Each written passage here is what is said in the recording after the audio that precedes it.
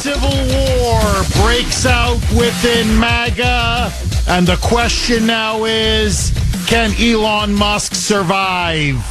Good morning, Kuhner country. Okay, a lot, and I mean a lot to talk about today. Joe Biden gave his farewell foreign policy speech yesterday.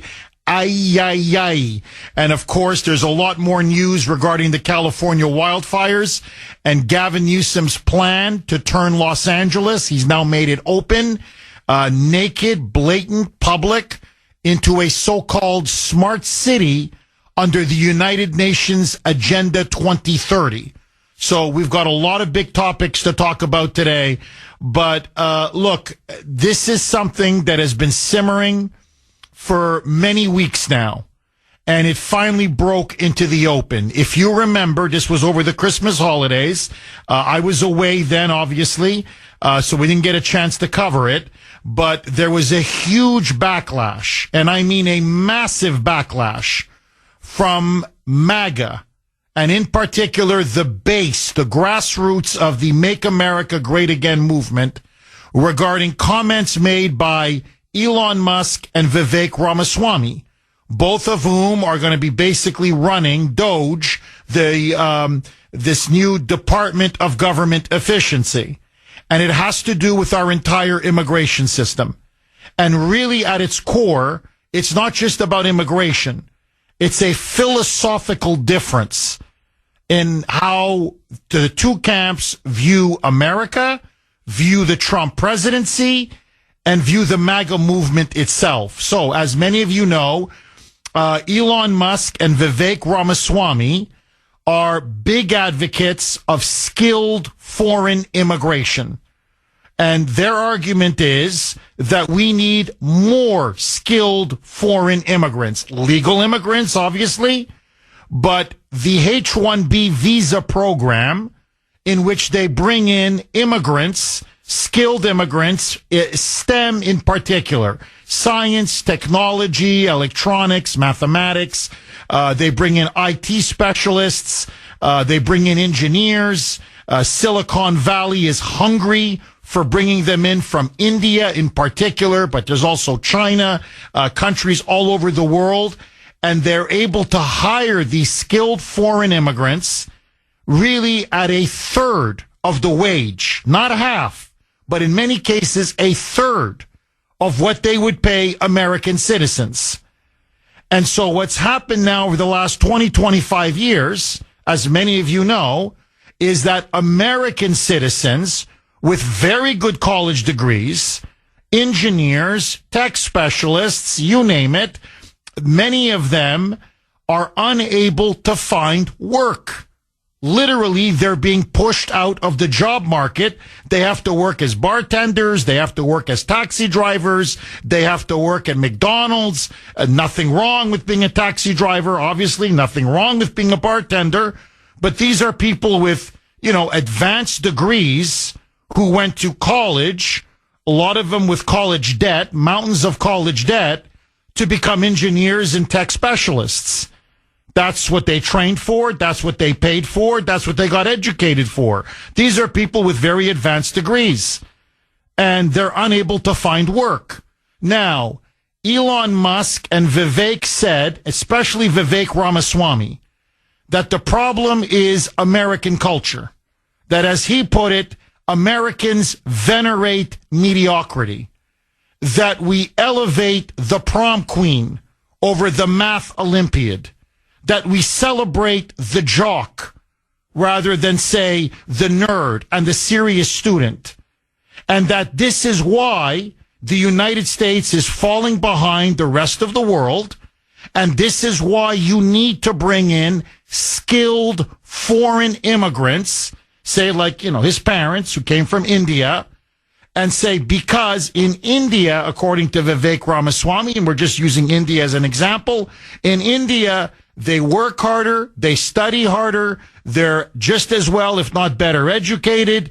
And that's why if we're going to stay ahead of other countries like China, the only way for America to retain its competitive edge, according to Vivek Ramaswamy and according to Elon Musk, is to expand the H-1B visa program, which allows big business, big corporations, big companies, Silicon Valley in particular, to bring in all of these foreign legal immigrants. And the catch is to pay them a lot less than they would normally pay an American citizen.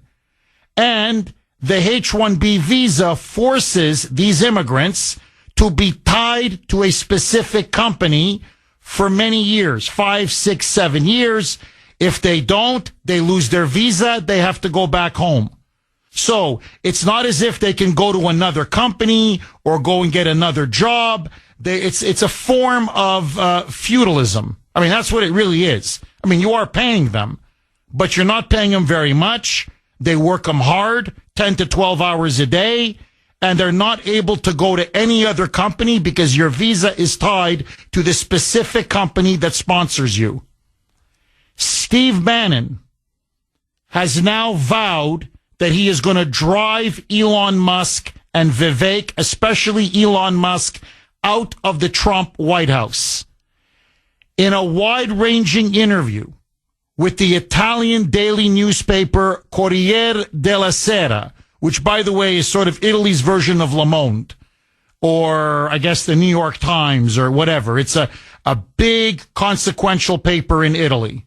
Here is what Steve Bannon is now vowing to do. I'm going to read straight from the interview. Quote, I will have Elon Musk run out of here by Inauguration Day, meaning out of the White House.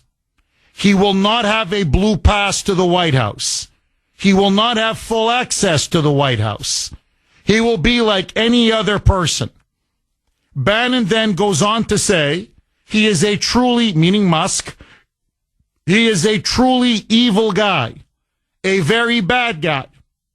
I made it my personal thing to take this guy down.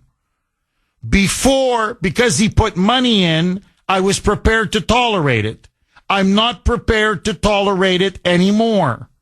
Now, in other words, look, he gave a lot of money to Trump. He was obviously very helpful to Trump to get elected in 2024. So he goes, I kind of kept my powder dry. But now that Trump has won, according to Bannon, he says he wants to expose Elon. And according to him, Elon is about Elon. This is what he says. It's not just the H-1B visas. He goes, that's just the surface. Ultimately, he says, these tech overlords are all about maximizing profit and power for themselves and their industry at the expense of American citizens. And here's what Bannon said, quote, this thing of the H-1B visas, it's about the entire immigration system is gamed by the tech overlords. They use it to their advantage, and the people are furious. He went on to say, I don't know if this is true or not, but this is what Bannon is quoting, that 76% of engineers working in Silicon Valley are non-Americans. So basically 3/4 of the engineers in Silicon Valley are foreigners. They're not even American citizens. And all of them are on this H-1B visa program. And he then says, no blacks or Hispanics have any of these jobs or any access to these jobs. So, according to Bannon, he's basically now saying, in fact, he says it right out. I mean, he doesn't just hint at it. He says it. He says that Musk is ultimately about profit. And as he put it, Musk is self-serving, insisting, quote, that Musk's sole objective is to become a trillionaire. He will do anything to make sure that any one of his companies is protected or has a better deal or he makes more money. His aggregation of wealth and then through wealth, power. That's what he's focused on.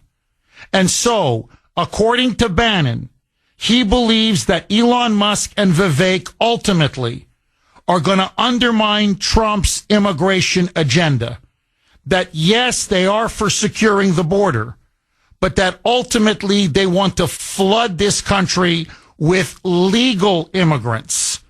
Not illegal, but legal immigrants. And according to Steve Bannon, this in the end is going to hurt American citizens, especially those with STEM or advanced degrees in the field of engineering, in the field of IT, in the field of mathematics, in the field of science and the sciences. And so according to him, Musk, and this is what Bannon is saying, that Musk is fundamentally at heart a globalist who is in it for himself. Now, Bannon is claiming that people around Trump are becoming weary of Musk. I don't know if that's true. But what is very clear to me now is that there is a civil war brewing within the MAGA camp and within the MAGA movement. And so I have two questions for this great audience, and I want to take calls right after the break. Number one, who do you side with in this battle between Steve Bannon and Elon Musk? And do we need this before the inauguration? All of your calls next. 619 on the great WRKO. Jeff Kuhner, Boston's Bulldozer. 617-266-6868 is the number. Okay, this feud has gone public. I mean, there's just no other way to put it. Steve Bannon, in a wide-ranging, very blunt, very direct interview, now said he's going to make it his mission, as he put it, to drive Elon Musk out of the Trump White House. Now, everything depends, really, on your view of Elon and Vivek Ramaswamy. I think that's the key here. Ultimately, what Steve Bannon is saying, and I'm not saying I agree with him, but I want to hear from you, honestly, Kuhner Country, where you stand on this. What Steve Bannon is saying is that Elon Musk ultimately can't be trusted. That Elon is about Elon. That's what Bannon is saying. And as he told Corriere della Sera, this Italian, very prominent, influential Italian daily newspaper in Rome, in Italy, he said his real aim is to be a trillionaire, the first trillionaire in history. He's about money. He's about power. He's about protecting his companies, getting a better deal, getting a better advantage, maximizing profit. And that's why he wants massive legal immigration, but in particular, the skilled foreign immigration through the H-1B system that Bannon says is displacing countless American citizens, American engineers, American IT people, American technology experts, and in favor of cheap labor. It may be skilled labor, but it's still cheap labor. According to Bannon, and many others are saying this is true, many companies are laying off American citizens and then replacing them, usually one American engineer or one American IT specialist. You can hire 2 or 3 Indians from, say, Mumbai or wherever. And I'm not picking on India because it's other countries as well. You can get them from South Korea. You can get them from China. You can get them from also Brazil. You can get them from countries all over the world. So they can hire 2 or 3 of these foreign skilled workers for the cost of one American. And the infamous example under the H-1B visa program. And as Musk and Vivek said, they want to dramatically expand the H-1B visa program. They want to bring in millions, I mean literally millions, under the Trump administration.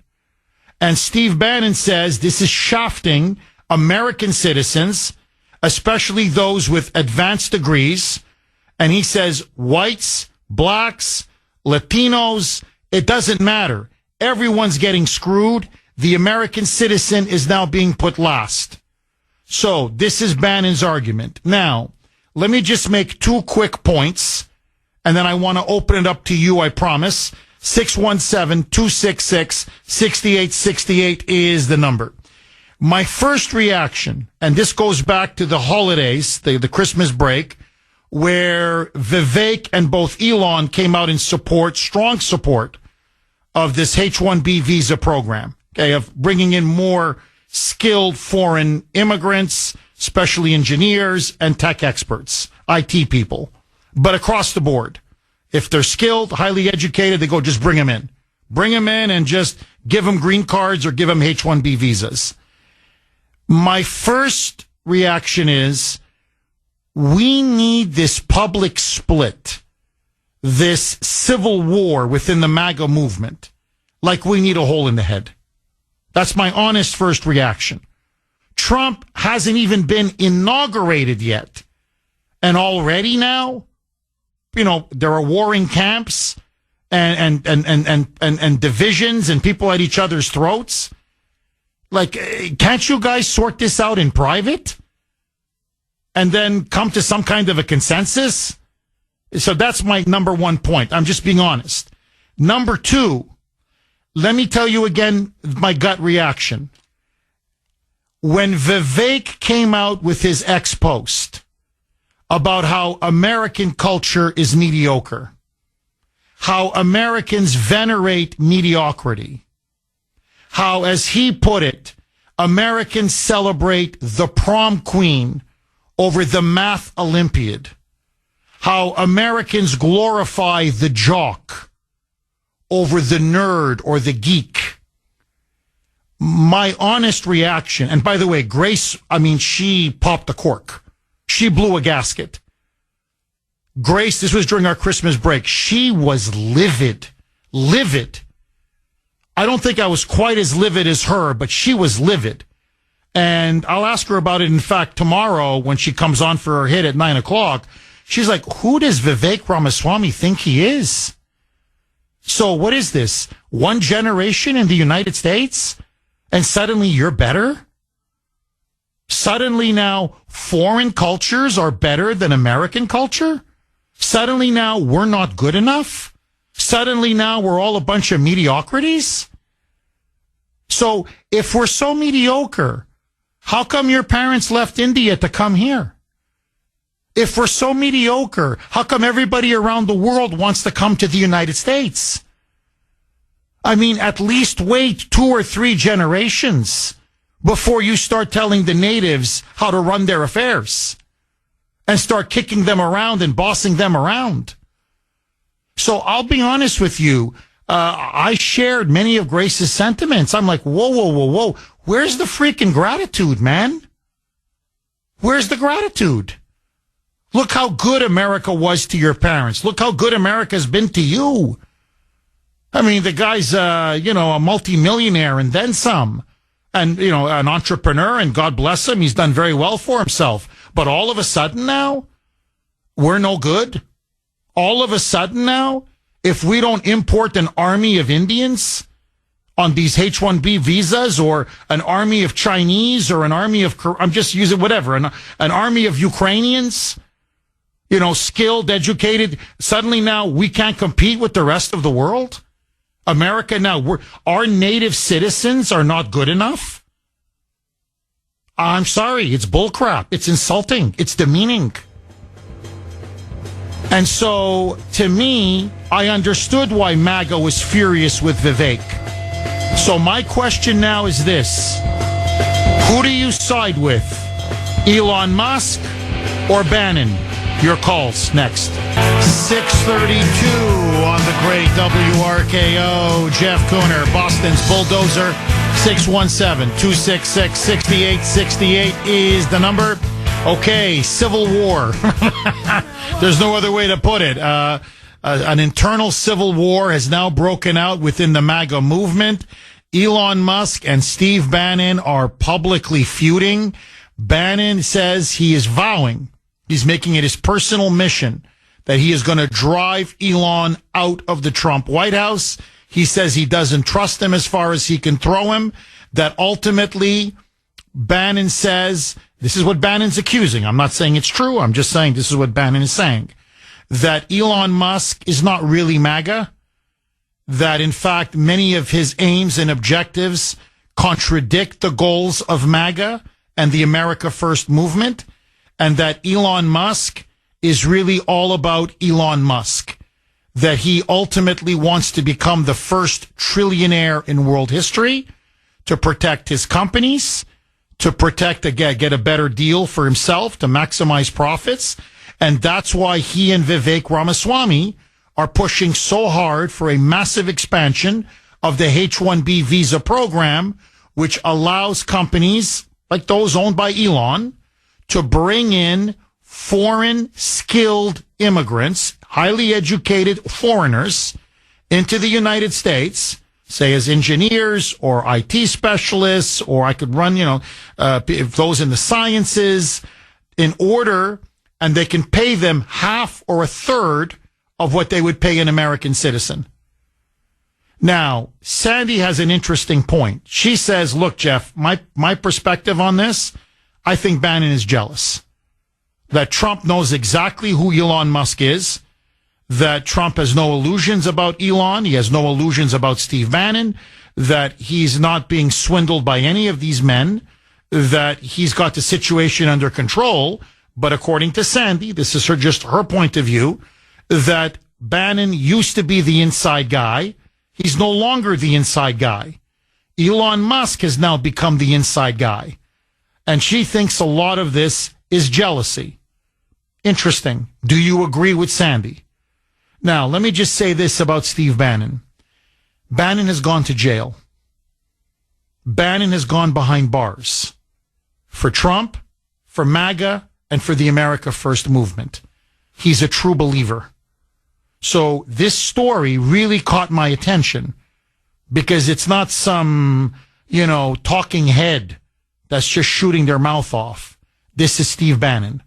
So to me, if Steve Bannon is saying something, at a minimum, we should listen and give him a respectful hearing, whether you agree or disagree. But that's my point of view. 617. I want to hear from you. 617-266-6868 is the number. Okay, just very, very quick. I want to ask you, the audience, does Bannon have a point about the H-1B visa program?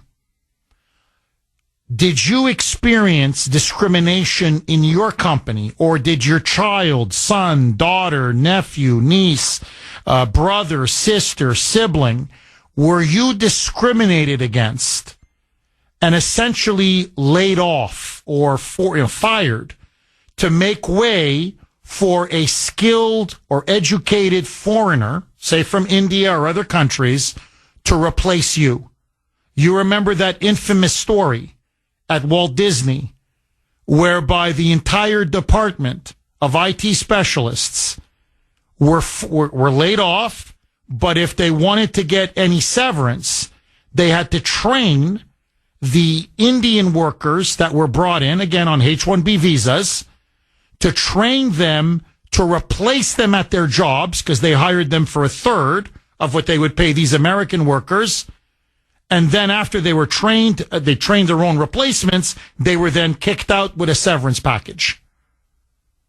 Has that happened to you or to a family member or to someone that you know of? 617-266-6868 is the number. And to really make, to sharpen the debate and to make it very crystal clear, this is what Mark on Messenger messaged me. Jeff, so if any of this is true, do you think Steve Bannon is saying that Elon Musk wants to do this, i.e. push and expand this, H-1B visa program, because he can hire these skilled foreigners for cheaper money, and he can make more money by paying them less on his way to becoming the first trillionaire ever? If so, Jeff, then I have to agree with Bannon, but I hope it's all BS. What say you? Well, that's what Bannon is directly accusing him of.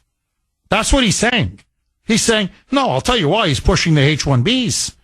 Because it's going to, enrich him and his billionaire buddies. And he throws in names like Peter Thiel and David Sachs. And he goes, his buddies in Silicon Valley are all for this. He goes, so make no mistake about it. He may talk MAGA. This is what Bannon is saying. but he's not really MAGA. In fact, he's working in some ways against MAGA and against America first and against American workers and against American citizens.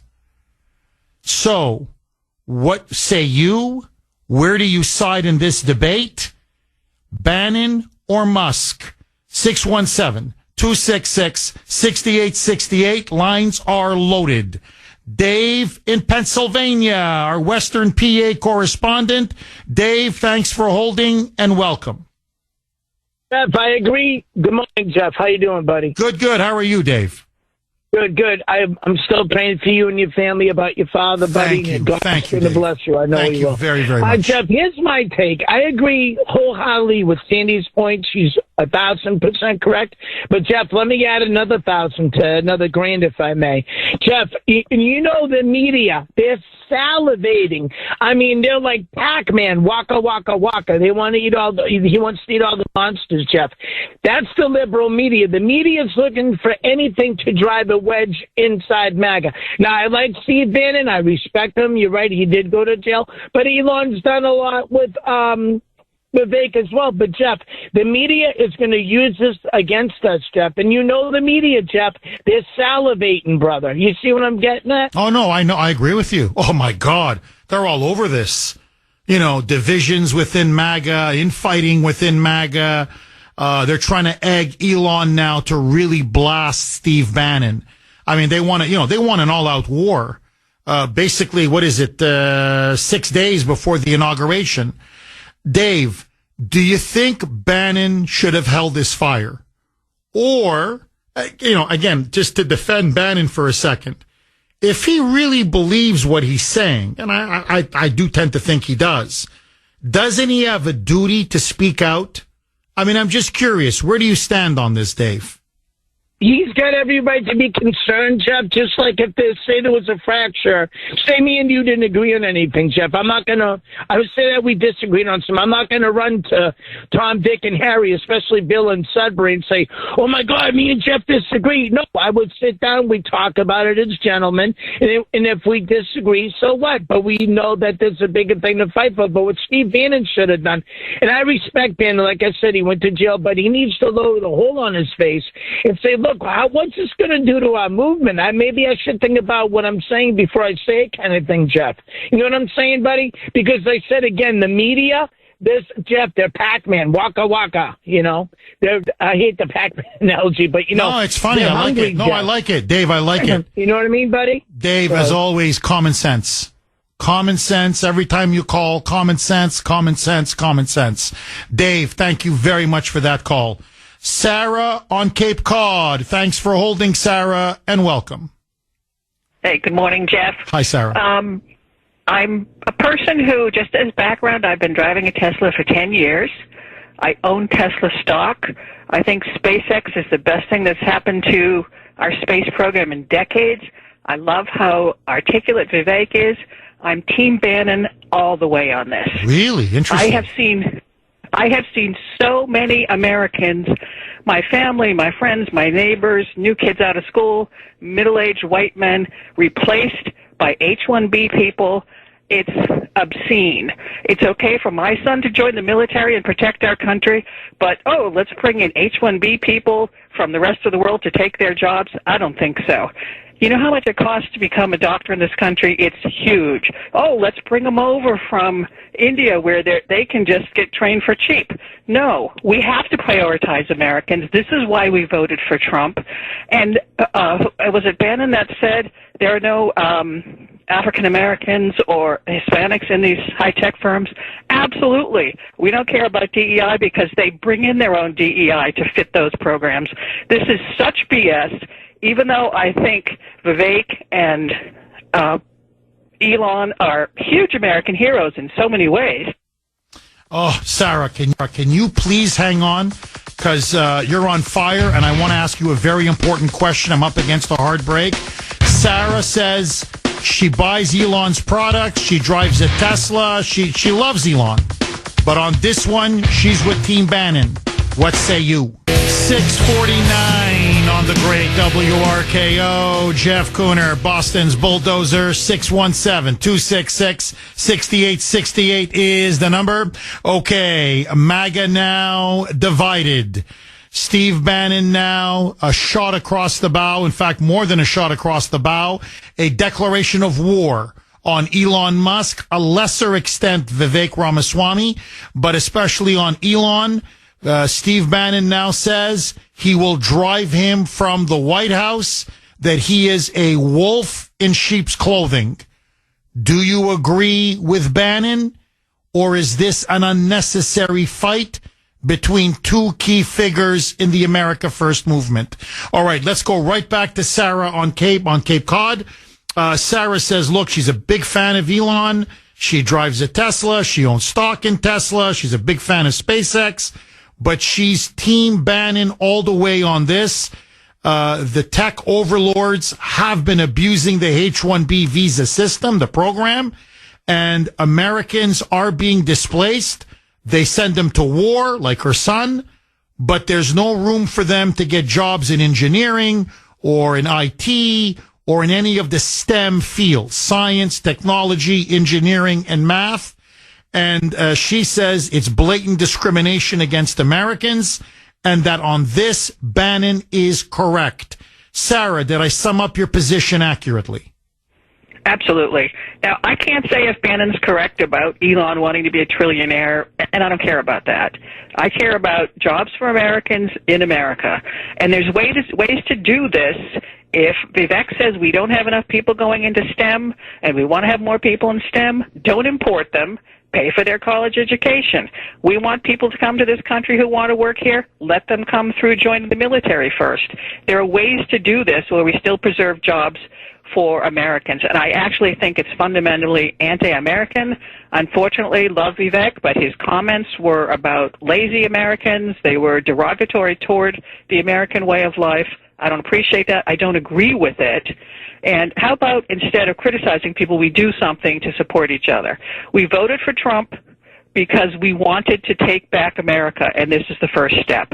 If they still want the H-1B program because we want to be sure that Einstein can come here, that's fine. Then make it 100, make it 1,000 a year, but not 100,000 a year. And if you look at the jobs they have listed on these H-1B visa applications, these are not the creme de la creme. These are not the Elon Musks of the world. These are people from strippers to chefs to who knows what. So it's not just Silicon Valley that's abusing this. This is a program that needs to be curtailed, maybe not stopped, but there need to be gates to entry, and I'm saying 100, 1,000, not hundreds of thousands every year. Everybody in America who knows somebody in the tech knows somebody that's been displaced by foreign workers at a third of the price, and then those foreign workers are also exploited. This is not like a win-lose. This is a lose-lose for employees. So, yeah, 100% with Bannon's position. I don't care what motivation he feels people have, but we need to stand up and say, this is what we voted for. We need American jobs for Americans first. Sarah, wow. Have you ever done talk radio by any chance? No, but I was totally engaged in this around Christmas when you were off. I was missing you so much. But this is fundamentally what MAGA is all about. I'm with you all the way. I'm with you all the way. Sarah, honestly, I couldn't have said it better myself. Let me ask you one last question before I let you go. Bannon really goes for Musk's throat. And I just want to get your take on this. Did he go too far? He says in the interview regarding Musk, he is a truly evil guy, a very bad guy. I made it my personal thing to take this guy down. And he then says he's all about the money. That's what he goes on to say. And then he says this, quote, Peter Thiel, the billionaire, David Sachs, Elon Musk, are all white South Africans, he told the Italian newspaper. He should go back to South Africa. Why do we have South Africans? The most racist people on earth, white South Africans. We have them making any comments at all on what goes on in the United States. And then he says, look, we've been fighting this fight for 10 years. And we're going to expose the entire corruption of the American system, of how money controls everything. And hopefully will inspire you in Italy to wake up.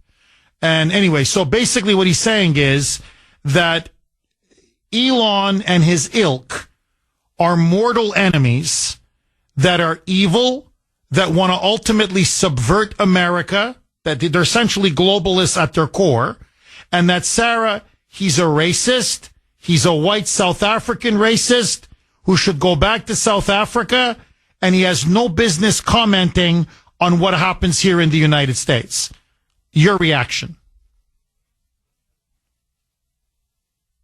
I don't know.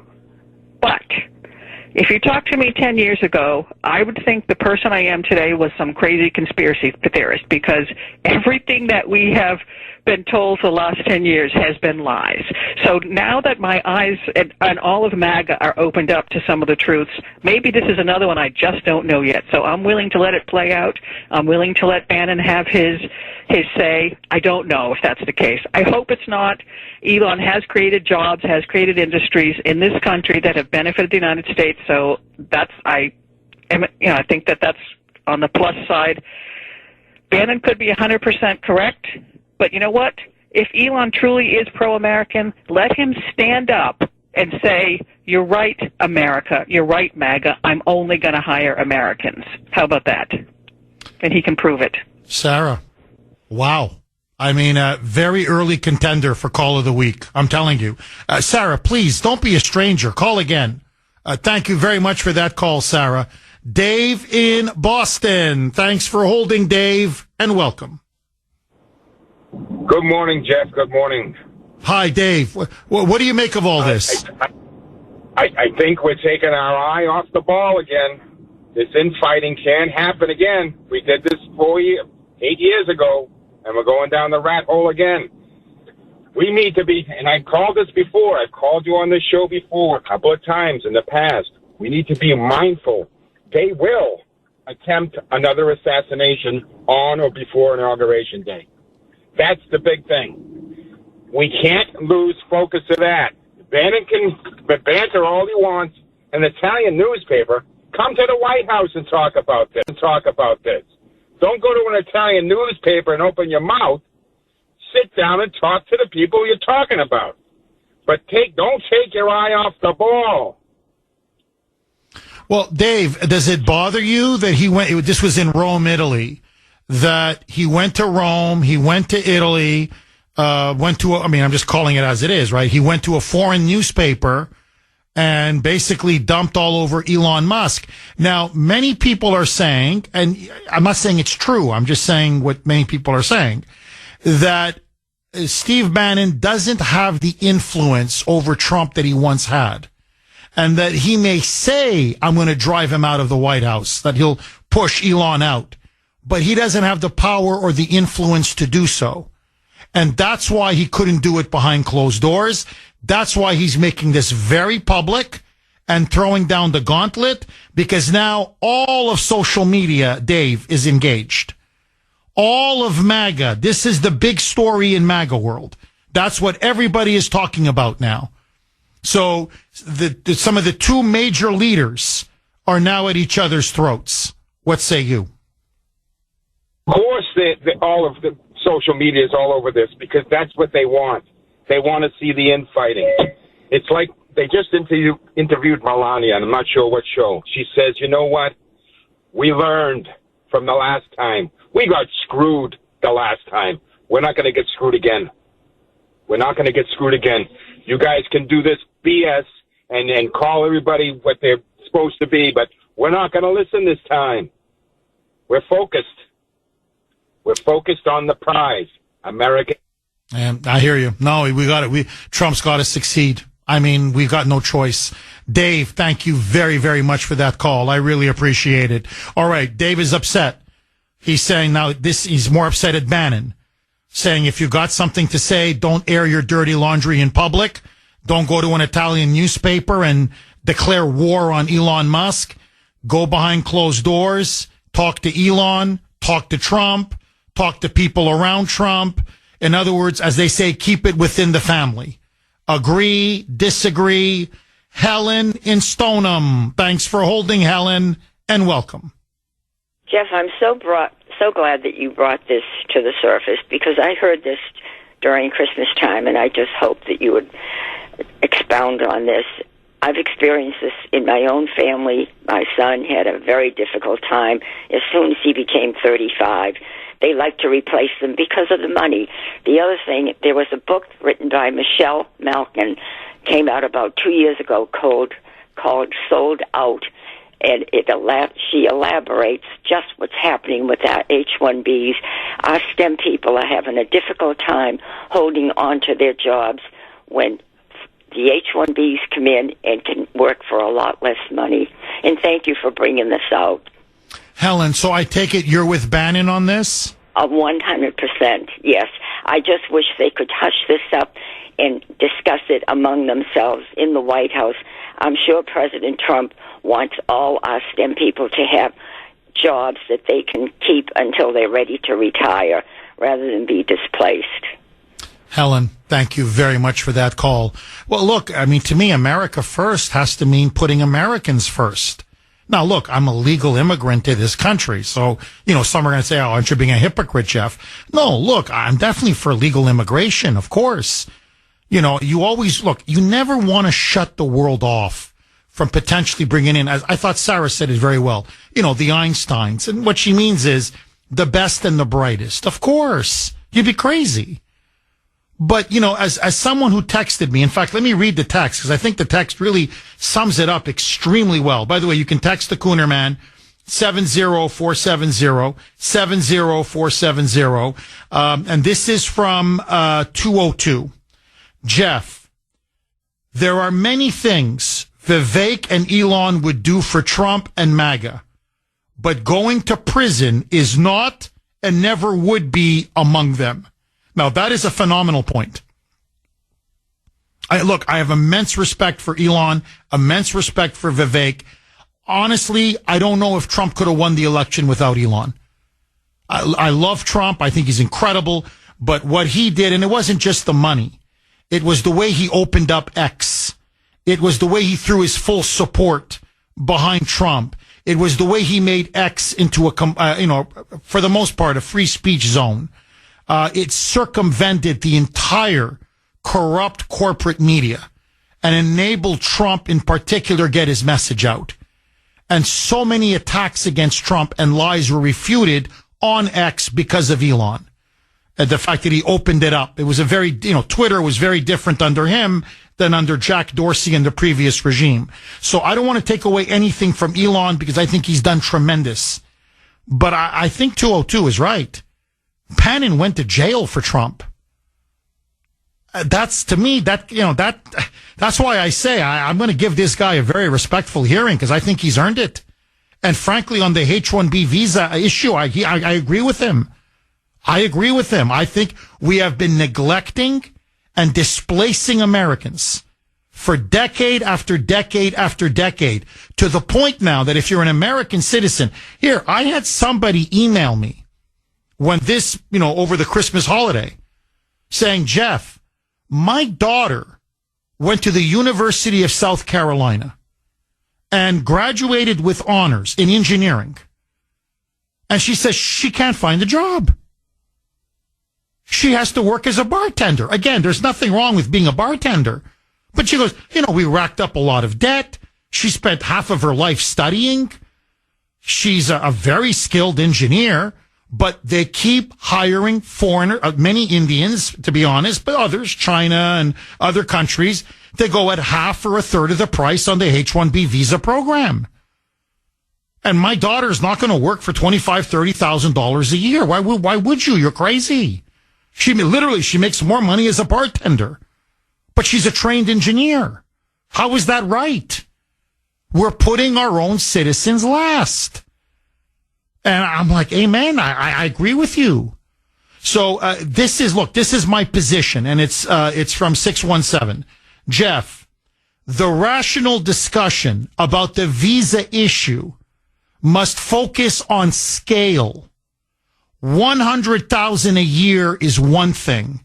1 million is another. Bingo. That, to me, that's my point. Yes, I'm for legal immigration, but within limits.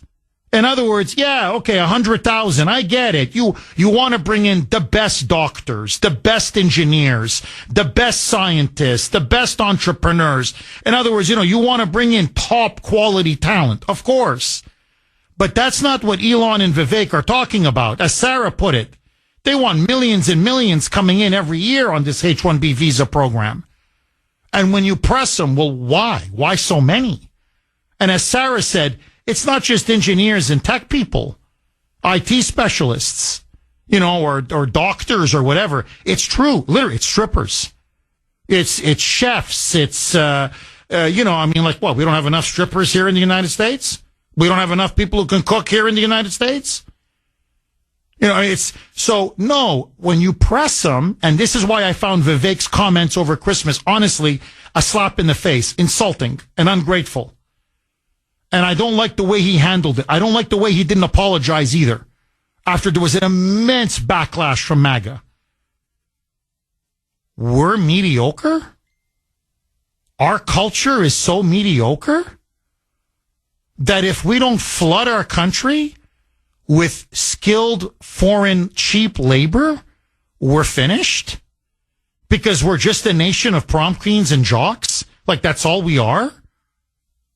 So we need the so-called nerds and geeks. He's talking about India in particular, but, from India, from China, from South Korea, from Ukraine, from, whatever, from Turkey, from Qatar, so in other words, like America on its own is just a mediocre, pathetic place.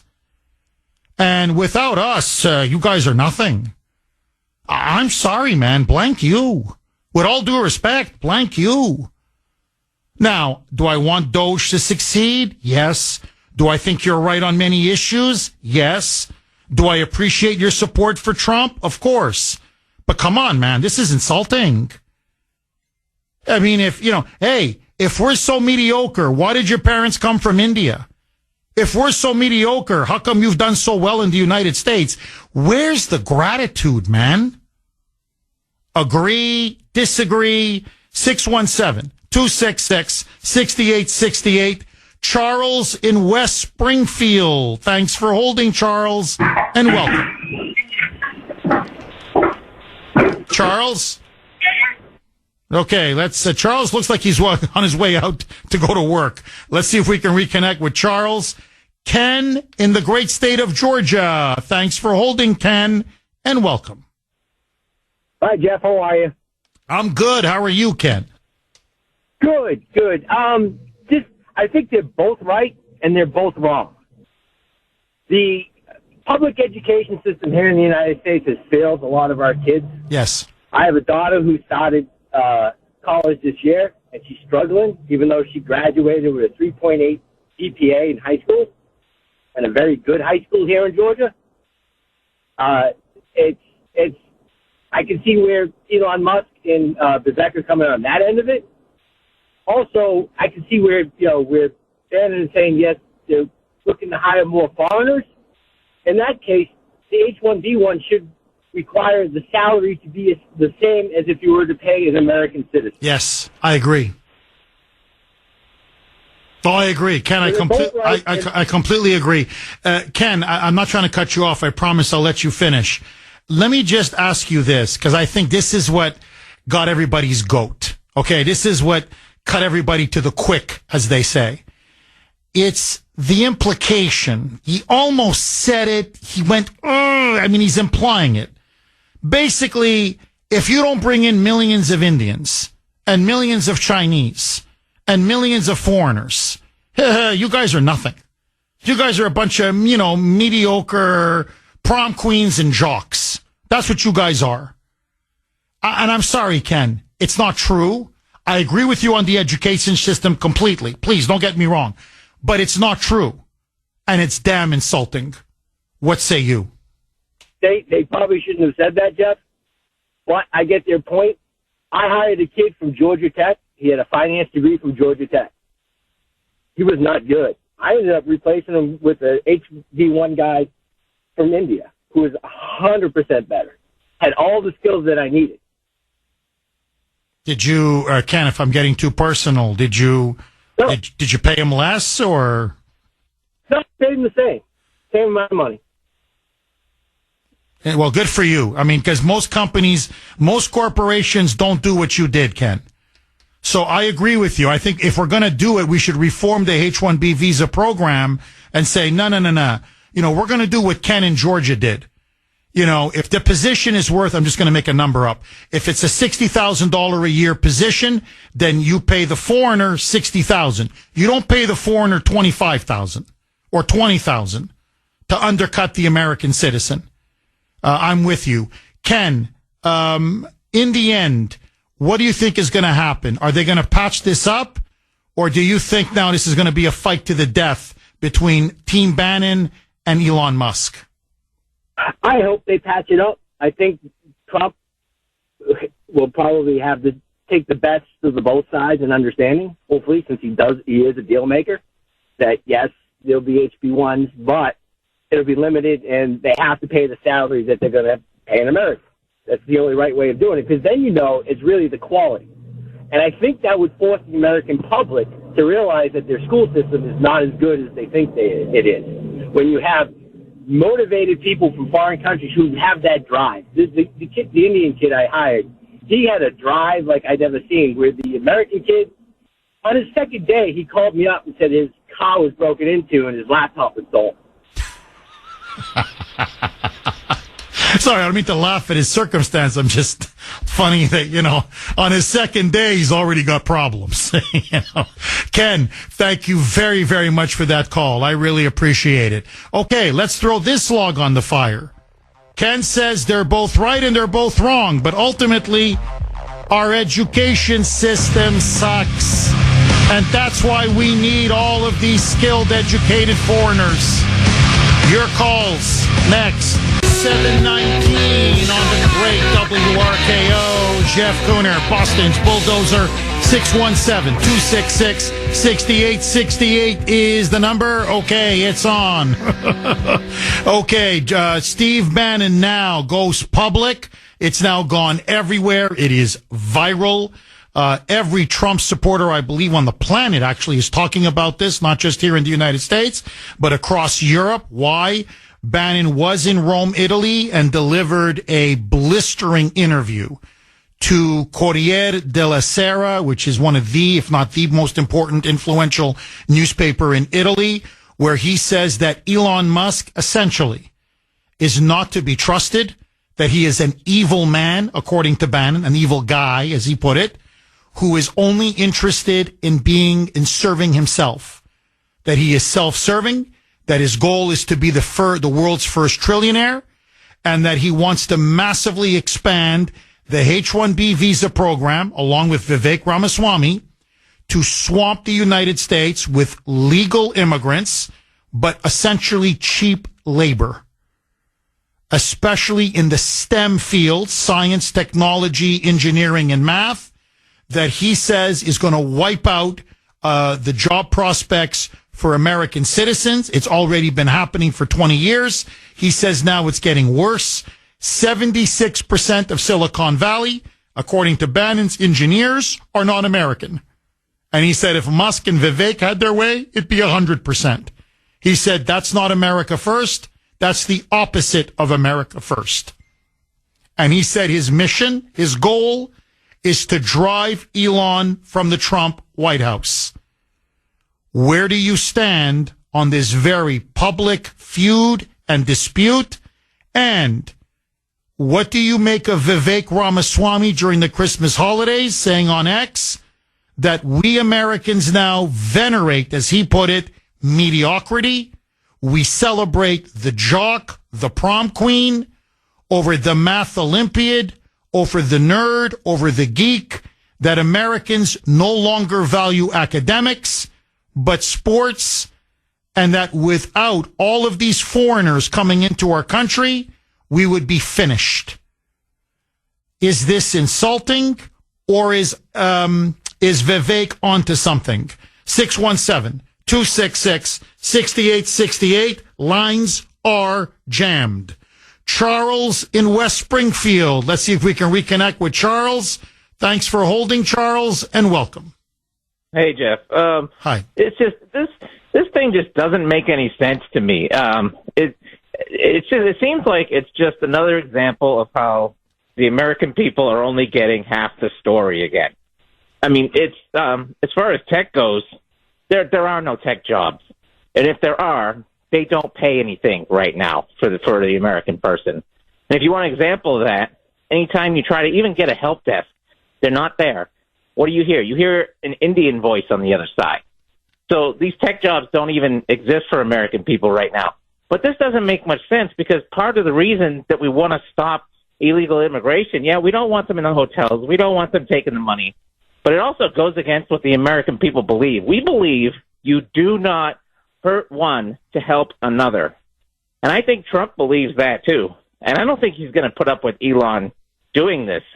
So I don't see it as the way it is. I mean, if it is, I would go with Bannon because I don't believe you hurt one to help another.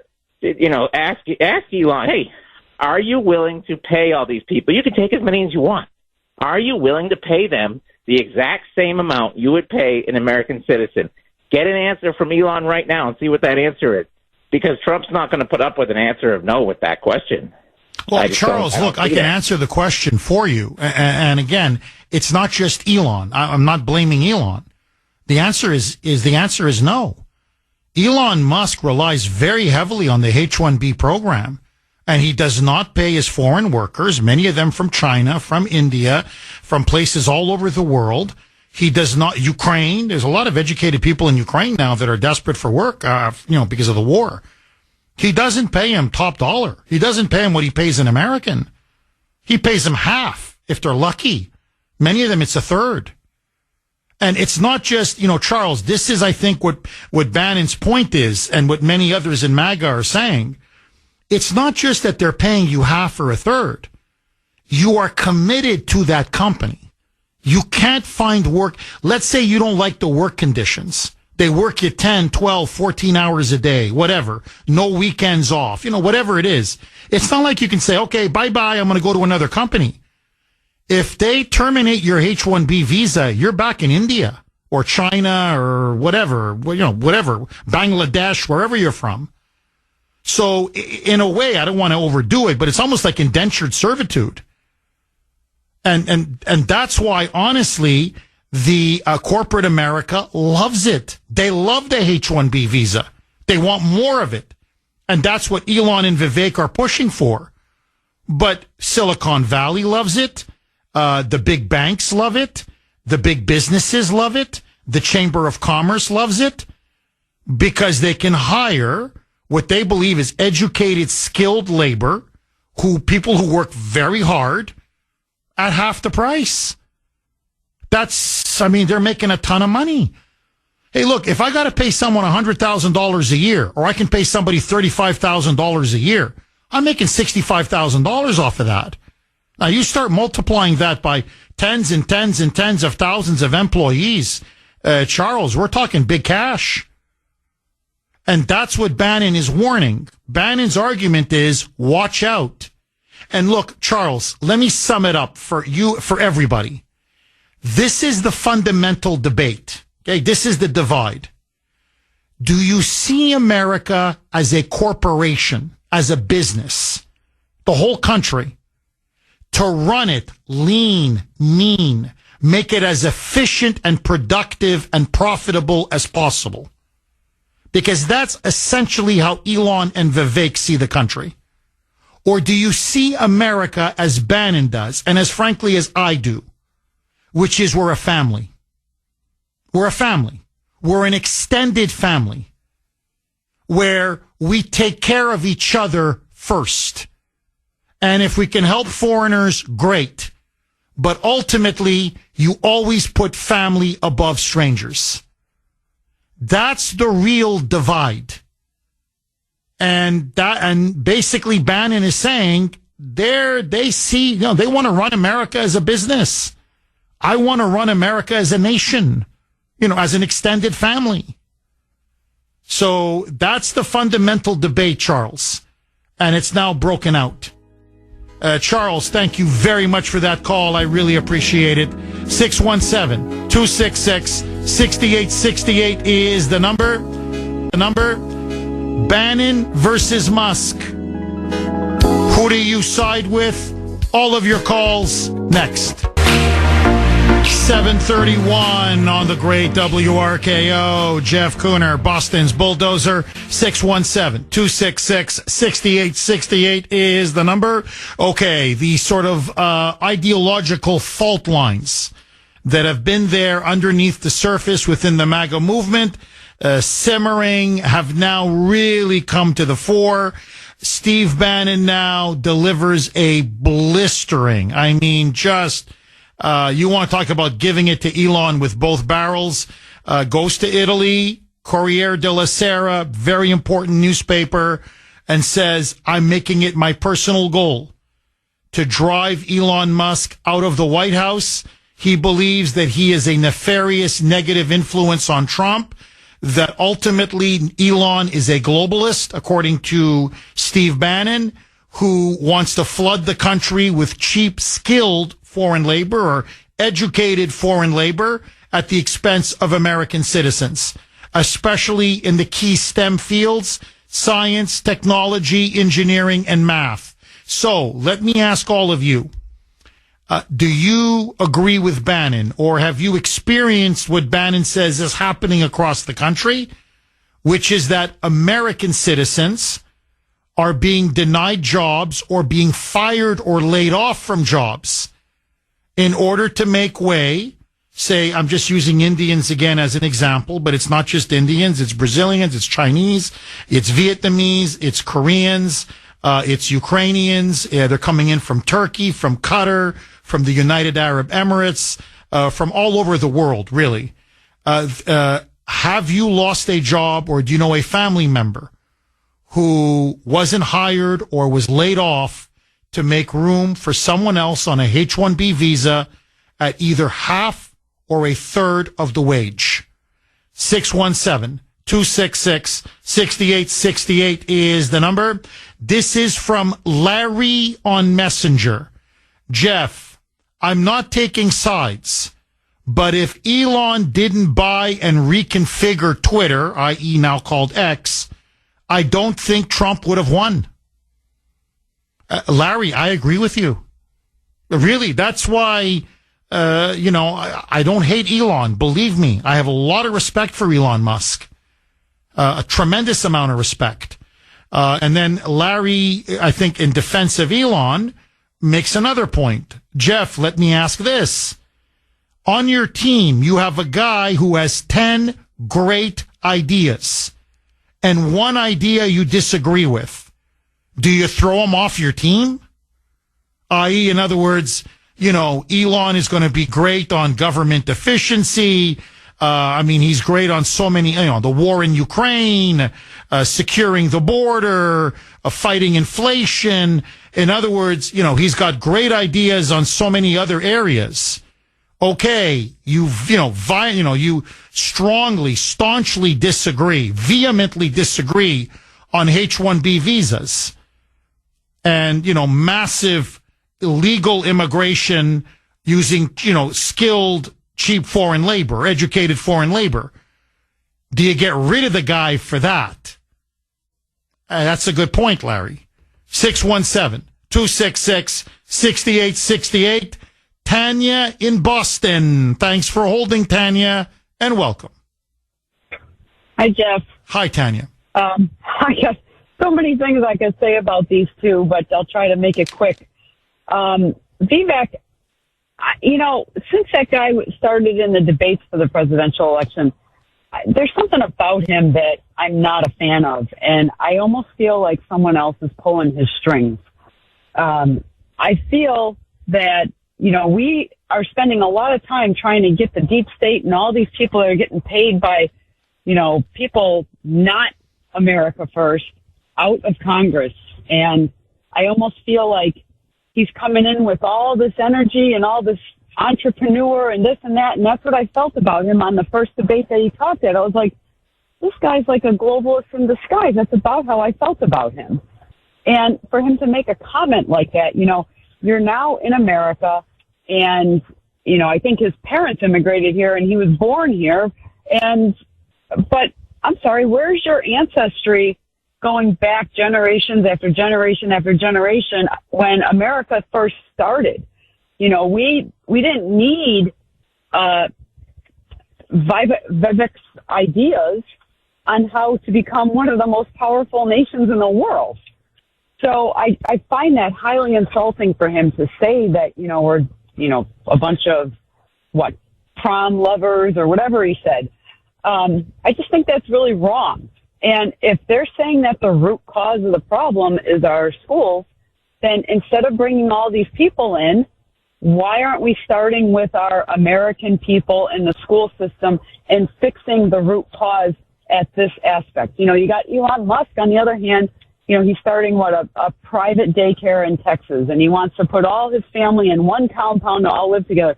To me, that almost feels like you're making your own generation of people in one little spot, and you want them to be a certain way and act a certain way and be trained a certain way, and to do what eventually? That's not like the American normal way of living. But, my issue there is, okay, Elon Musk now is putting all this money into this private daycare. Well, again, if the root cause is our school systems, dump the money into the school systems and let's fix it with the Americans here. Because right now, everything that they're saying to me makes me feel like, okay, Americans that are trying to get the minimum wage jobs and the trade jobs are getting lost by all the illegals coming in that, we're trying to get out of that mess. So what are they doing? They're painting a prettier picture saying, oh, we'll bring in people that are legal and that are educated, but we're still getting washed away with our American people that are still not going to get those jobs. And then it's almost like a double slap in the face, because then you're saying, oh yeah, we'll bring them in and we'll pay them less. Well, that's not the American way. No, we have equal. We're supposed to be equal. And you're already coming and bring these people in and a slap in the face. And I just, like Elon Musk, he's done a ton of good things around the world, but I do think, he's got a lot of power, because he's got a lot of money, and he's got a lot of brains. And he's got brains, beyond most of us. And I do agree that globalism, I think he's beyond globalism. He's going to take over the world and the planets and everything else. He's out there, that he's unreachable. And yes, he has done a ton of good things for people around the globe. But if you're going to be representing America, you really got to look at your impact assessment on the things that you're saying and how that's going to affect the American people. Because right now I just feel like, okay, we got a prettier picture happening, but it's still going to put us in the back seat. And on top of it, at the end of the day, if the result is going to be all the big corporations love this, well, then what's that going to spark? That's going to spark the Democrats saying, well, see, Trump is corporate America. He's putting everything in the corporate that's a great point. Tanya, that's a great point. Look, Tanya, let me just 2 quick points, and I want to give you the final word. You nailed it. I love that phrase. Beautifully, eloquently said. This is really what, he didn't say it, but this is what Bannon is saying, that Elon and Vivek are globalists in disguise. And Elon in particular, the reason why he's focusing more of his fire on Elon than Vivek is because, let's be honest, Elon is much closer to Trump and has a lot more pull over Trump than Vivek does. So that's why Elon concerns him more than Vivek. But Bannon's point is, these are globalists in disguise. Watch out, because they're going to subvert a lot of our agenda. So that's what he's saying. Agree or disagree, but that's exactly what Bannon is saying. And then number 2, my wife tells me this all the time. I'm not saying an argument is way too strong a word, because Grace and I really rarely, if ever, argue, but it's kind of a debate that we have. She thinks I'm too soft on Elon, because to me, I think he was indispensable, vital in Trump's victory. I love what he's done with X. For me, I can tell you personally, I was always in some kind of jail. I was being blackballed. I was being censored.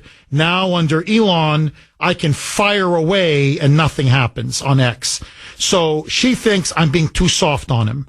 She says he will become the world's first trillionaire. She thinks he's on his way. That is his ambition. And she says no one's asking the ultimate question. Is that too much wealth and power for one man? Is he becoming a so-called master of the universe? And is that healthy? Not just for America, but for the world. Final word to you, Tanya. Well, I kind of agree with your wife in that question because, you know, people that have too much power, too much money, they get on top of everything, you know, and like I said before, he's building his own Elon Musk family compound in Texas, and and that's his words, multiply, multiply, multiply. And his job, he's saying, he's trying to multiply as many Musks as he can. Well, what is that eventually going to make? Now we're not even talking about wiping out the Americans. Now we're just going to have a America of Musk. So I do think there's a power trip here. And if you think of Musk, 15 years ago? No, it's true. He was a very different man. No, you're completely right. Look, Tanya, a really, really good call. So let me throw this log on the fire, Kuhner Country. Do you think Elon Musk is gaining too much power, too much wealth? 749 on the great WRKO. Jeff Kuhner, Boston's Bulldozer. 617-266-6868 is the number. Just very, very quickly now in this big, huge public feud between Elon Musk and Steve Bannon, which is polarizing and dividing, really creating two camps now within MAGA world. Look, I agree with Vivek. I do. I think the education system in America is very bad. We talk about it on this show all the time.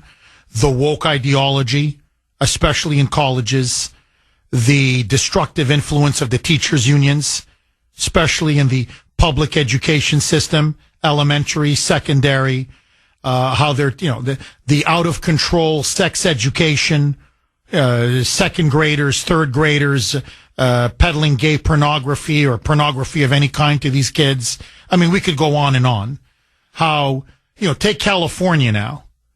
California has the worst education system in the entire United States. It's not just physically burning up. Over half, a majority of California students who graduate are illiterate. They are functionally illiterate. I mean, this is a disaster. This is a disaster. So I'm not saying that he's not right. He's right.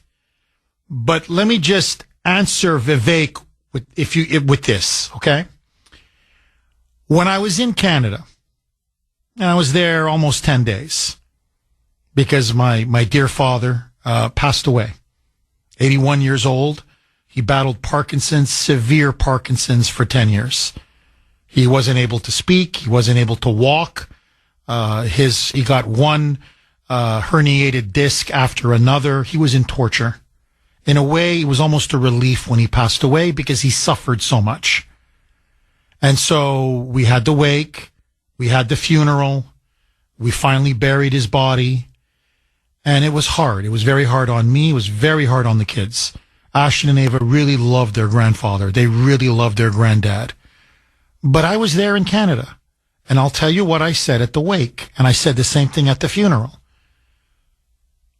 I am extremely grateful to Canada for the wonderful freedoms and opportunities it offered my dad after fleeing communism in the old world, what is today Croatia,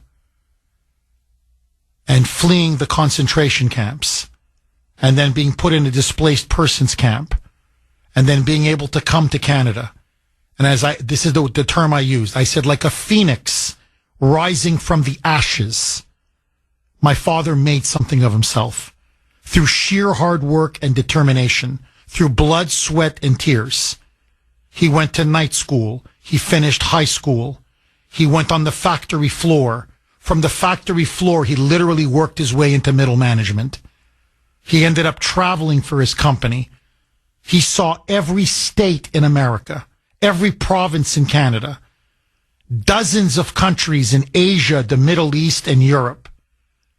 And I said, this is a man who, when he was 2 years old, his mother saved his life by putting him over a barbed wire as they were being rounded up into a concentration camp, and then spent 3 years in the home of a family friend who saved him from the communists who were looking to kill this poor baby for 3 years in an attic.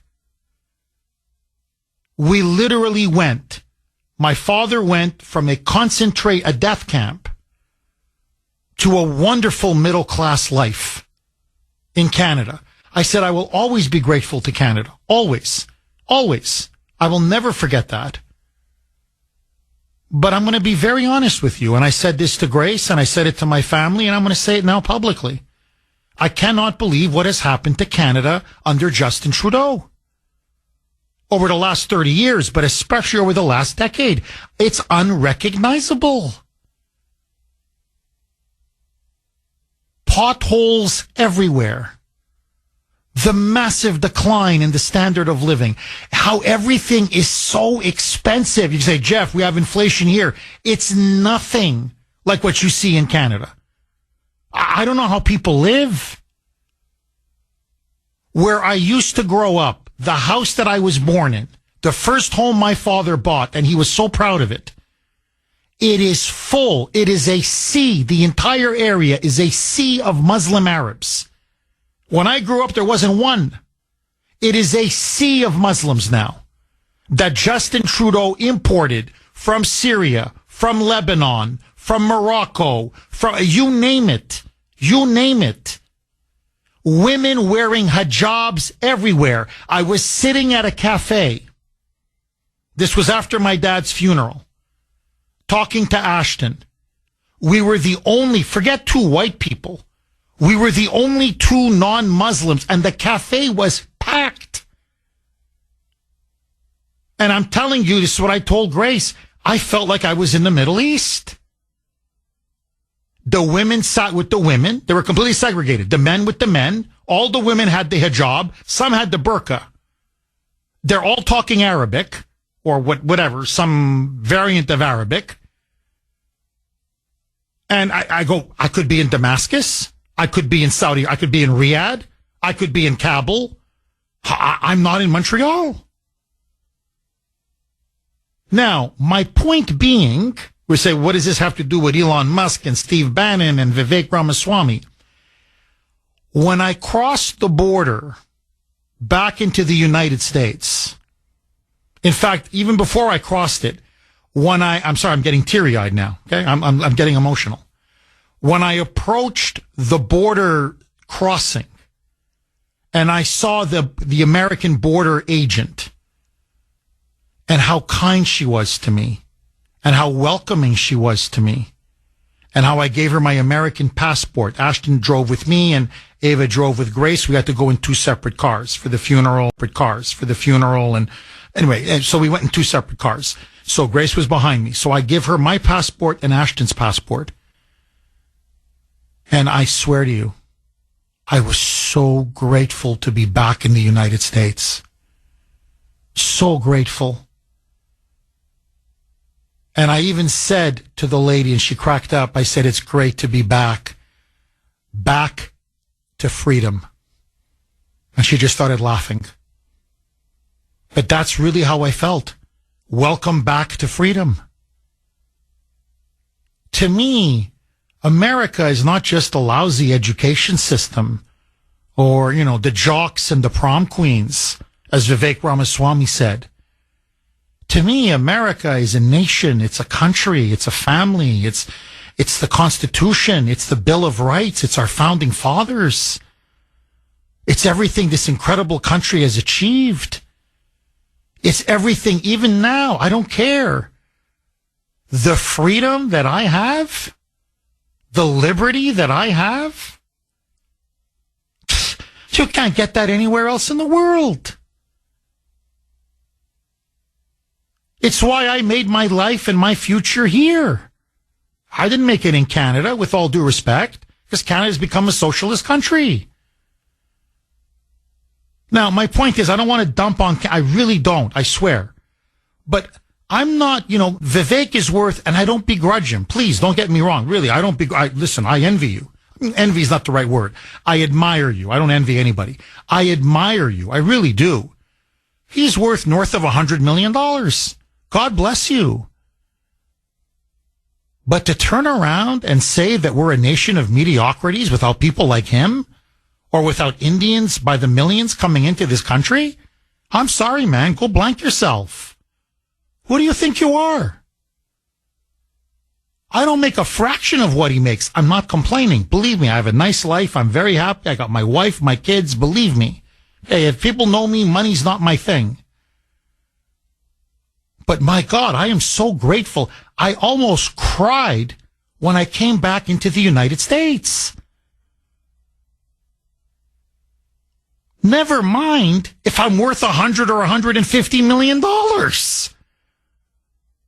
And if my parents came from a third world hellhole. You know what $100 or $150 million is? My children are set up for life. My grandchildren are set up for life. My great-grandchildren are set up for life. This is 3, 4, 5 generations. I'm not kidding. I said this once.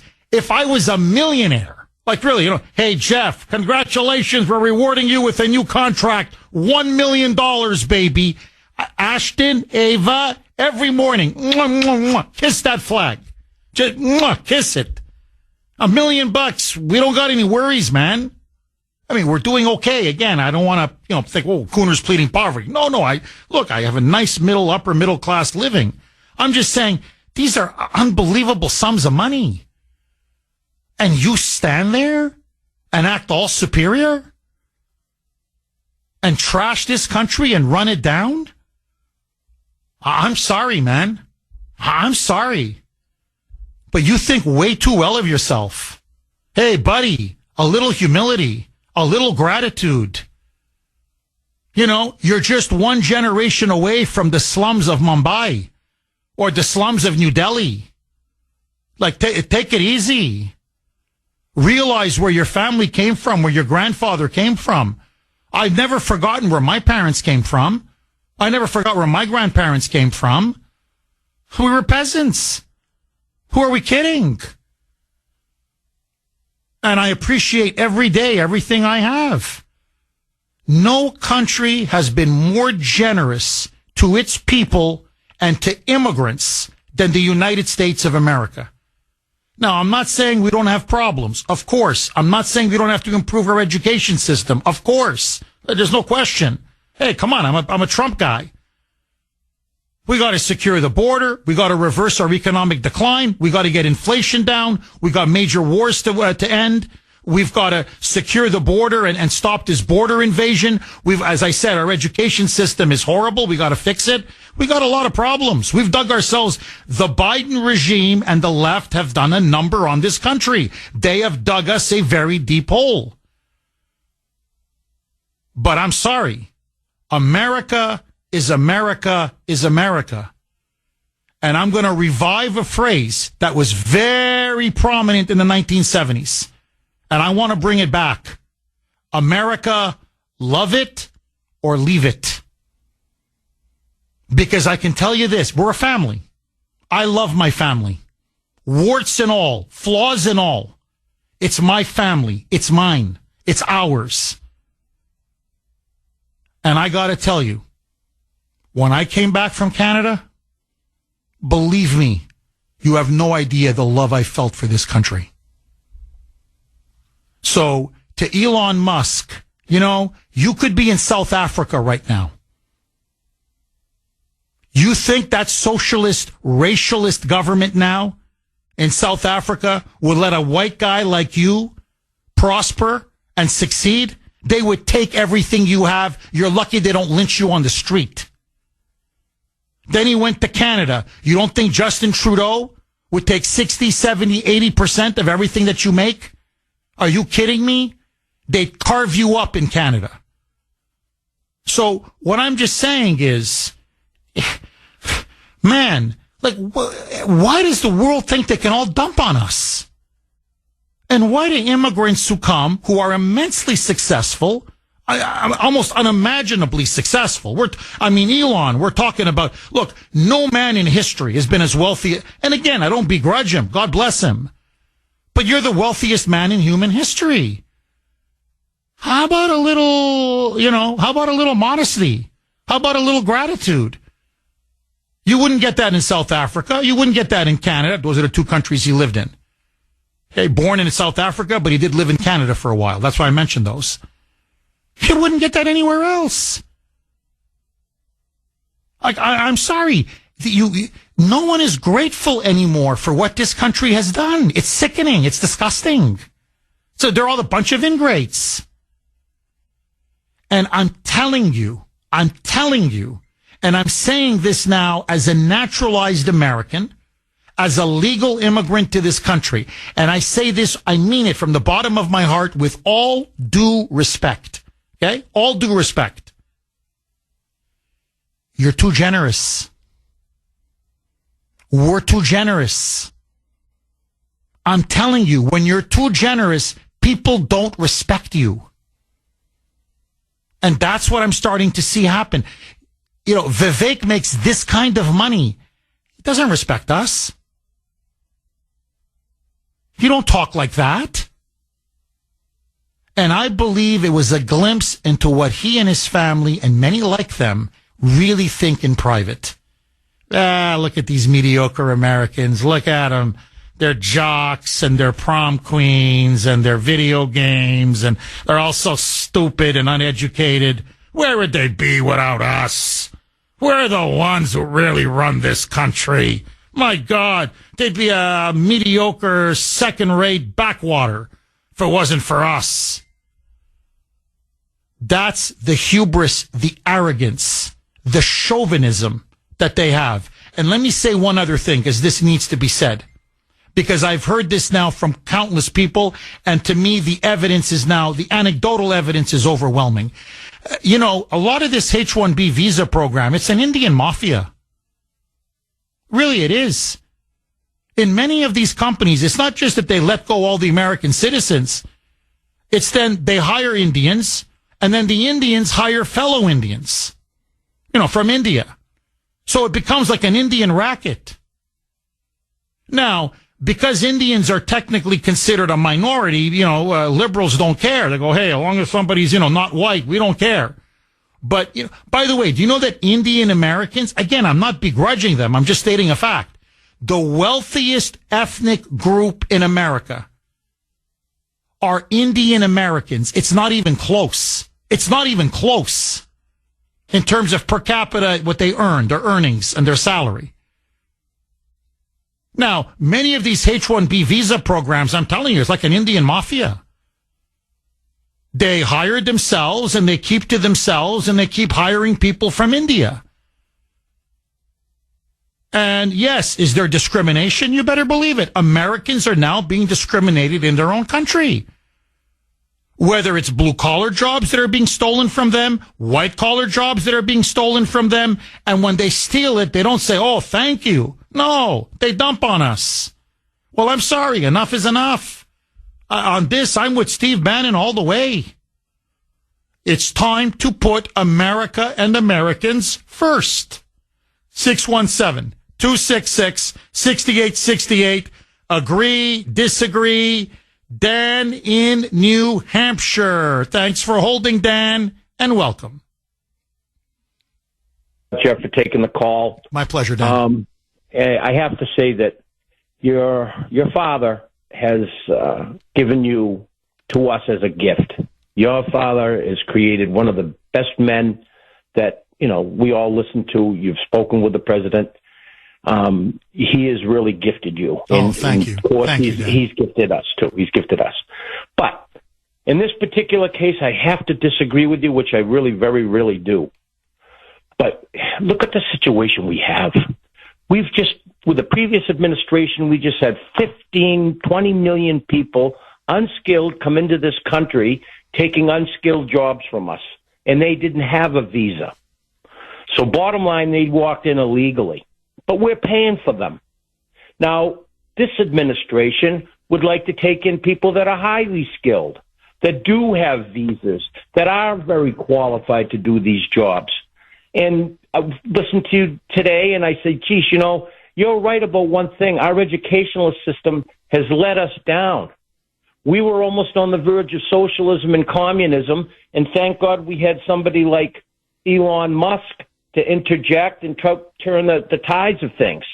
Now, granted, he's got to have some skin in the game. He is probably a globalist business person. He's made himself that way.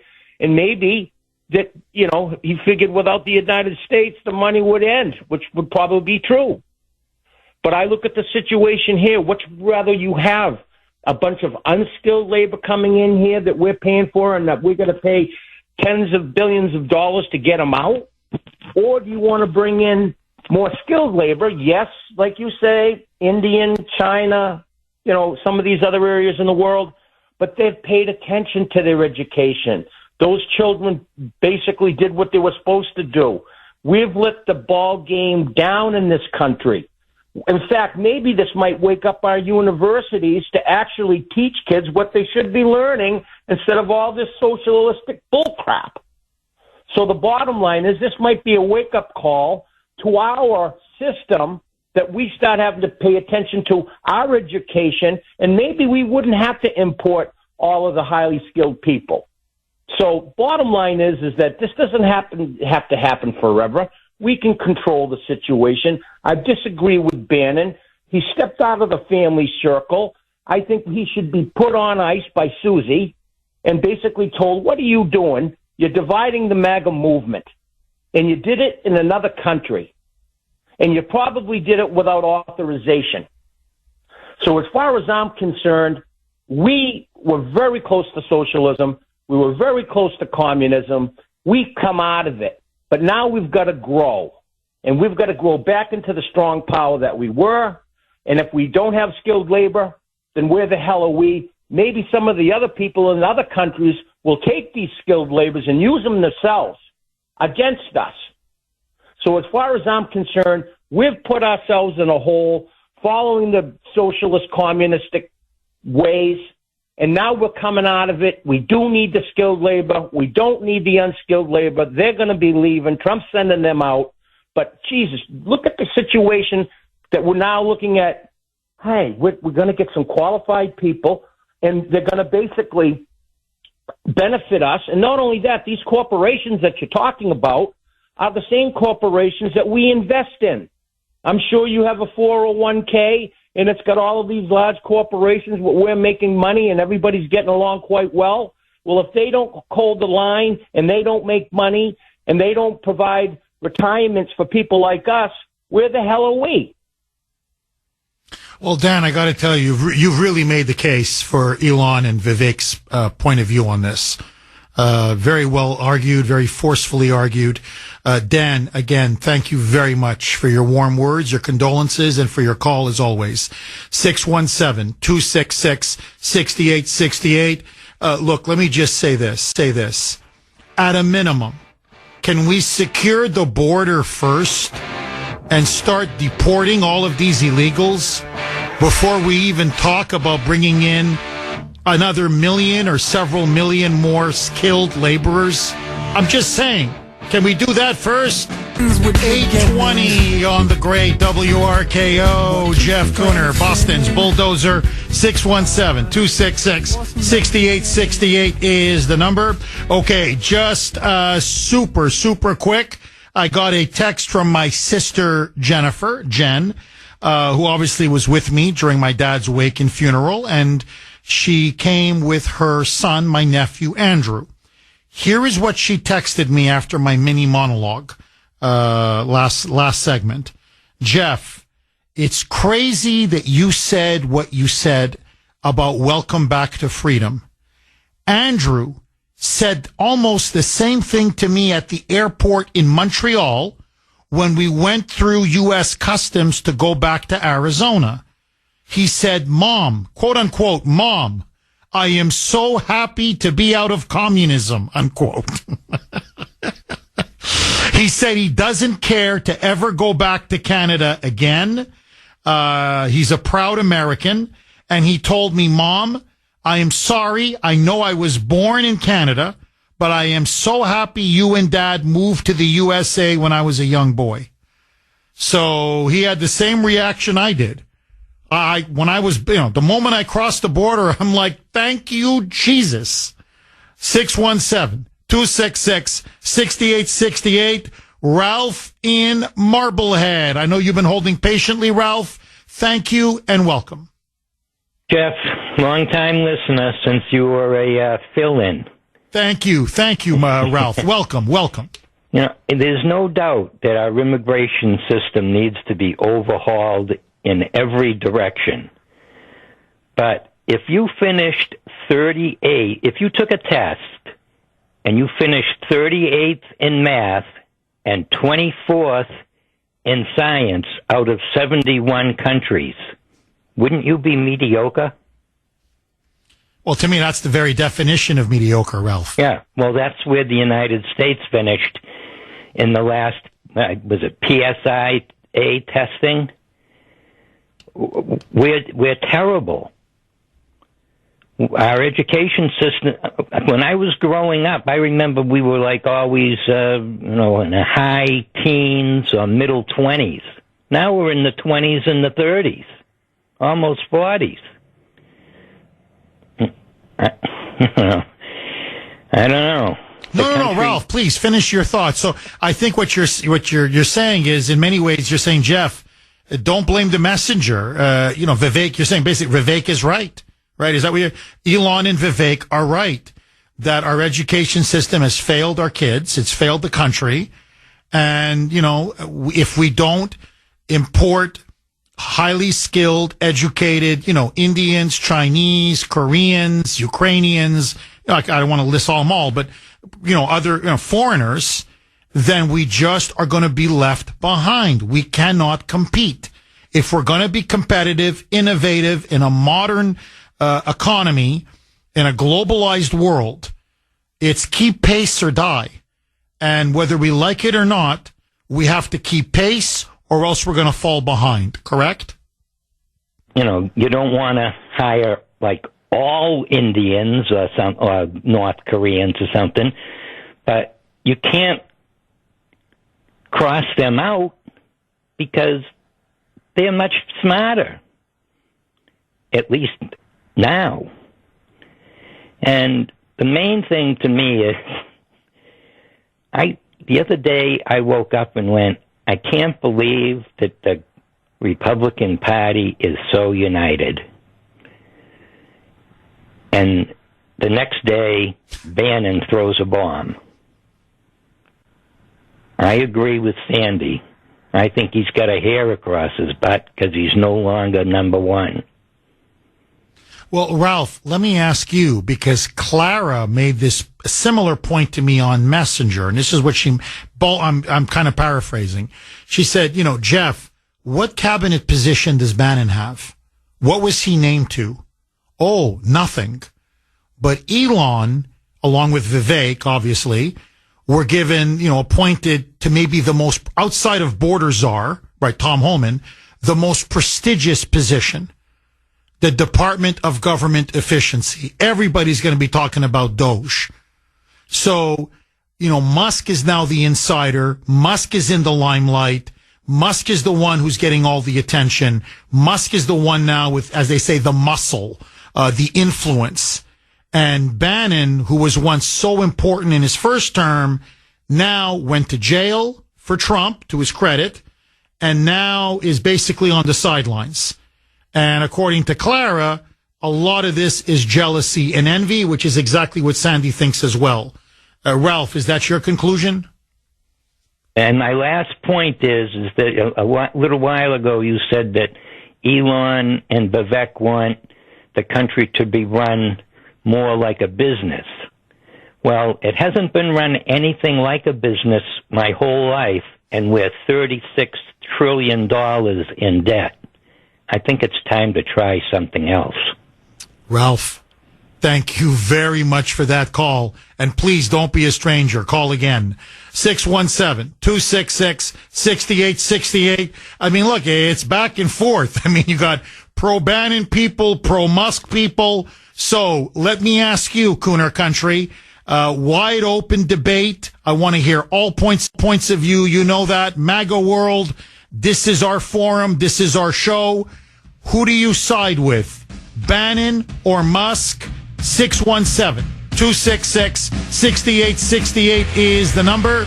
Don't touch that dial.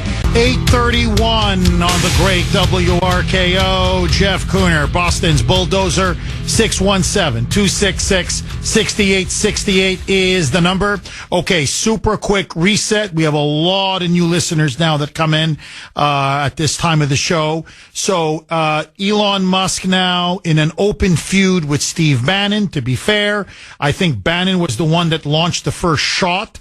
Or as Ralph, I think more accurately put it, dropped the first bomb. So MAGA world now is divided against itself, at least on the issue of H-1B visas and the number of skilled immigrants, legal, skilled, educated immigrants to come into the United States during a Trump second term.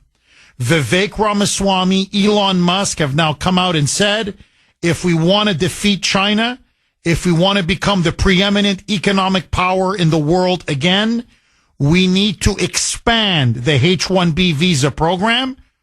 And by that, they mean millions and millions more, not 100 or 200,000. They say we need more skilled engineers, skilled scientists, skilled IT specialists, skilled doctors, to come in because the American education system is so mediocre, so bad that we are not producing enough of these skilled workers and they're just not good enough. And so both Vivek and Elon are saying that we desperately need to bring in as many skilled, cheap foreign workers as possible, even if it means Americans being denied jobs or losing their jobs. Steve Bannon, in a scorching interview with an Italian newspaper in Rome, said that Elon Musk, in essence, is a globalist in disguise. That he is all about Elon, that his goal, his aim is to become the first trillionaire in the world, that he is self-serving, that he wants cheap labor for himself and for his friends in Silicon Valley, and that he is willing now to displace his fellow Americans in his quest to make as much money and profits as possible. And he said he is an evil man, and that Bannon said, it is my goal, my mission, to drive Elon Musk from the White House. It is now a civil war within the MAGA camp. Who do you side with? Elon or Bannon? 617-266-6868 is the number. Now, honestly, I didn't think this topic was going to pop as much as it did. I mean, there's not a second in between calls. The text line is on fire. Everybody wants to weigh in on this, which I understand. It's a fascinating topic. It's a visceral topic. So just super quick so I can get the poll question of the day out of the way and go right back to your calls. You want to talk about globalism and a globalist, maybe the arch globalist. And to me, that defined his entire presidency. It was Joe Biden.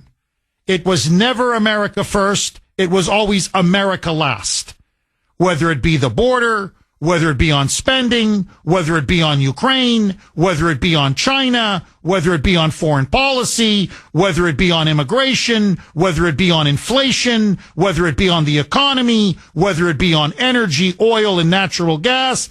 It was always, hell, not even America last. It was screw America.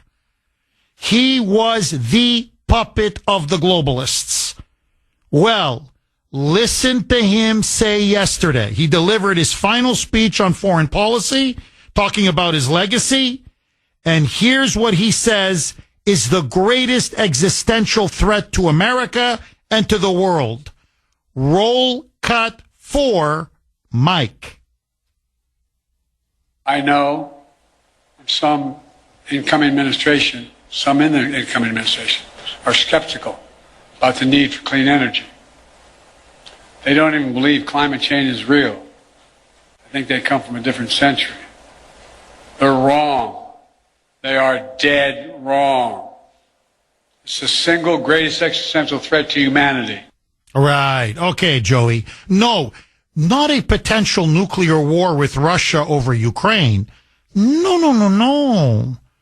Not the military and economic rise of China. No. Not a world, a new world order dominated by these globalist billionaires who have openly stated that there's way too many people on this planet. Ooh, like about maybe 7 billion too many. And that we need, their words, not mine, more droughts, more wars, more famines, more pandemics. No. It's climate change. So, let me ask you, it's the Kuhner Country poll question of the day, sponsored by Mario's. Mario's Quality Roofing, Siding, and Windows. What do you think is the greatest existential threat to America and to the world? A, climate change. B, Joe Biden. Or the Biden presidency. What do you think has been the greatest existential threat to America and to the world? A climate change. B, Joe Biden's presidency. You know where I stand. B, all the way, baby. I mean, we still got 6 days left to go. Fingers crossed that he won't get us all killed. But I want to hear from you. You can vote on our webpage, wrko.com/Kuhner, wrko.com/Kuhner, KUHN as in National ER. If you like, I was active on X last night. You can vote on X, my handle there, at the Kuhner Report, all one word, KUHN as in National ER. Rob in the great state of Pennsylvania. Thanks for holding, Rob, and welcome. Hey, Jeff. Hi. Yeah, first of all, Steve Bannon definitely is not jealous with his current format on War Room. If you really listen to him, he really loves this country, and I think he's ticked off because someone from another country comes in here and starts dictating terms. He served in the Navy. He did serve under a president. And so fix the education system, which is what Trump wants to do. What I want to get to, my point is, I think there's a side of Musk that we're missing. Bannon talked about him being evil. Well, what's his fixation on the letter X? And I'm no expert on letters or language, but I just started doing some research on my own. But he names his space program SpaceX. He names his son X. He changes his social media from Twitter to X. He's the owner of X Corp. And X is a satanic sign of power. It's the sigil of Lucifer. And X, if you notice, and you can look this, anybody can look this up, just go in and do a search, photos of Elon. And he's got this favorite pose of his. He did it at Madison Square Garden, where, incidentally, he unveiled his dark Gothic MAGA hat. He does the Rocky Balboa stance where you raise your arms up in the air and make a fist, which is a sign of power, and spreads his legs a little bit. And if you look, he loves that stance. It's in a lot of his photos. If you go from right arm to left leg and left arm to right leg, it forms an X. That sign it's called if you look at sigil, which is the sigil of Lucifer. If you look that up, it's comprised of all X's. And I'm just throwing this out there for people to think about. And I'm not suggesting that this is what Bannon is even alluding to. I'm sure he has no idea about this. But when you look at the hat that he comes in with, and the other thing is, and people might just slough this off, but I don't. I'm a Christian, and if you look at the costume that he wore in New York at that Halloween party, he himself titled that as the Devil's Champion. If you call up the photos, it's red and black. It's like a coat of armor. And in the center on the chest plate is a Baphomet, which is an occult symbol. And if you zoom in on that, you'll see an inverted cross, an upside down cross. Now, I don't even think that's something unless you're so inclined to do that sort of thing, I wouldn't even think about wearing something like that. So I'm just... Well, no, Rob, look, I wouldn't wear, I'll tell you this right now, I would definitely not wear something like that. Rob, look, 2 quick points. Number one, as for Bannon, he went to jail for Trump. I mean, when you go to jail for President Trump, to me, I think you, as I said earlier, you deserve a respectful hearing. I'm sorry, you just do. So on that, you and I are simpatico. I don't know if some of this is just not trolling, Rob. The Satan costume or the satanic costume, because he's now become the bête noire, as they say, the enemy of the left and the Democrats. And they keep referring to him as the devil and as Satan. So I don't know if some of this is not just tongue-in-cheek. What he is, though, is a transhumanist. Musk is an open transhumanist. 848 on the great WRKO. Jeff Kuhner, Boston's Bulldozer. 617-266-6868 is the number. Sandy made a really good point to me off air. She said, for everyone who's thinking that, Elon Musk is getting, a little too big and a little too powerful, and she says, who just set up Starlink for free for all the victims of the California wildfires? Elon Musk. Look, there's no question. He's a genius. He's an entrepreneurial business genius. You look at Tesla, you look at X, you look at SpaceX, the space program. Look, he's one of the great innovators and entrepreneurs really in world history, let's be honest. But, look, the thing with these billionaires and very successful, I'm not talking trust fund babies, people like Elon, these successful billionaire businessmen, go all the way back to Henry Ford, Howard Hughes, John Rockefeller. I mean, you could go on and on. They're also a little bit eccentric. I mean, that's just the way they are. And I think, maybe it's when you reach that much wealth, that much power, when you're worth that much, maybe you do get a little bit disconnected from reality, or you start to indulge in crazy theories. As I was saying before the break, just before we got cut off, there is an ugly side or a darker side, if you want to say, to Elon, which I don't agree with, which is he is a big transhumanist. Now, look, that doesn't obviate, that doesn't in any way negate, his incredible accomplishments. And look, without Elon, Trump would not have won the election. I think there's no question about it. And as I said, I think he's a revolutionary in a good way, a technological revolutionary, whether it's space, whether it's cars, whether it's social media, a big advocate for freedom of speech on social media, huge. But he is a transhumanist. And I am definitely not a transhumanist. So, but look, that's, billionaires are like that. Many of them can be eccentric and they have half-baked ideas and they can dabble in some crazy theories. But, when you're that rich and you're that powerful, that's the thing. You can afford to do it. 617. Anyway, just my 2 cents worth. 617-266-6868 is the number. Carol in New Hampshire.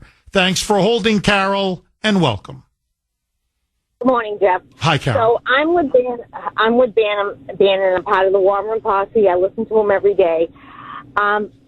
But I do not like this public fight. I think there's more important things that we need to get the gangbangers out. We need to get the illegals out of here that are bad, that are hurting the country. So I would rather see this fight done behind closed doors. And as far as Bannon being jealous, I don't think so. I think he's right where he should be. I think Trump knows where he should be. If you listen to him every day, I think he's in contact with Trump. He's got the Trump insiders on his show. So I want this fight to go away, done behind closed doors. I think Elon is something that we need. I do agree with you that if it wasn't for him, he was instrumental in getting Trump elected. So let's leave it at that. But I just want this fight to go away, and I agree with that. Well, Carol, it's funny. It's like almost like we've come full circle because that's what I said in my opening monologue at 6 o'clock in the morning. The first thing, I laid out the two sides and what's being said, the accusations, where the two camps are, and of course how it's split and divided MAGA into two camps, and how it's really caused a deep fissure and division. And as I said, we need a division now like we need a hole in the head. We're 6 days away from assuming power, God willing. Trump's going to be inaugurated. Pete Hegseth already is going to be in the line of fire today with the confirmation hearings over becoming defense secretary. Chuck Schumer gave the order last night to the Democrats, all out war, he said, on Trump's nominees. He goes, I want you to hit every single one of them, block every single one of them, make sure not one of them is confirmed. As he put it, quote, destroy the Republican brand. That's what he told them. That's what he told fellow Democrats in private. So to me, I'm with you all the way, Carol. I'm like, look, whatever the disagreements are, can't we settle it in private? As they say, keep it within the family. But Bannon decided to go public. And look, again, I respect him for many reasons. But when you're willing to go to jail for your convictions and for Trump, I'm not gonna dump on you. I'm sorry. That to me, very few people are willing to go to jail for their political convictions and go to jail for President Trump. And so to be fair to Bannon, I think if he were here, this is what he would say. I don't trust Elon. I think Elon is a wolf in sheep's clothing, that he really is someone who's a Trojan horse, and he's going to blow up the movement, and he's going to sabotage Trump's presidency. That's what Bannon, I think, is arguing, and that's what he said in public, and that's what he sincerely believes. And that's why he says, I want to take him out politically. I want him out of the Trump orbit, out of the Trump White House, because ultimately Elon is bad news. And if you believe what Bannon believes, you've got two options. Either you go public, which is what he did, or you go straight to the president, or in this case, the president-elect. And to me, I would have preferred that he just go straight to the president-elect and say, look, Mr. President, I don't want to go public, but look, the election is over. I know he was pivotal to helping you win. And I said nothing during the election campaign because we had to win. But now we've won. You're about to be inaugurated. Don't trust him as far as you can throw him. And here's why. And then see if the president is open or have a meeting with Musk or whatever. But instead, it's essentially a declaration of war. Bannon has now gone nuclear. And Musk, I'm telling you, is going to respond. And my fear, Carol, is that the media is going to pounce and exploit this division and turn it into a chasm. They're going to turn it into a PR debacle. And, we need this, like I said, like we need a hole in the head. Carol, final word to you. Yeah, I agree with you. I'm not sure I trust Musk either. I would trust Bannon. I've listened to him for years. I think Trump's got to settle this privately. Say, look, we'll figure it out behind the scenes, but take it down a notch. I agree. No, Carol, he's got to step in. I agree. Carol, thank you very much for that call. And I think there's a deal here to be made as well. I think Trump would, what I said earlier, I think, look, we're going to do H-1B visas because it's true. Our education system is mediocre. We've got to, we've got to keep up with the Chinas of the world and the European Union and these other powers. But I'm not going to let in millions. I'm just not going to do that. So we'll let in some, but we're going to keep it limited. And this stuff of paying them a third or a half of what Americans make, no. You pay them the full, you pay the full freight, the full wage, the full salary, because now you're exploiting them. So if you need them for their skills in education, then you pay them for their skills in education. But the days of cheap, skilled foreign labor to undercut Americans is over. So I think there's a deal to be made, but Trump's got to step in and tell them, both of them, to knock it off. Because really, we've got much bigger fish to fry. This country has serious problems. And the Democrats and the deep state are not going to let go. They are going to fight to the bitter end. So the last thing we need is for us to be shooting at each other. Agree, disagree. Jim on Cape Cod. Thanks for holding, Jim, and welcome. Hi, Jeff. Hi, Jim. I am on Team Bannon, and I'm a rabid listener to both of you guys.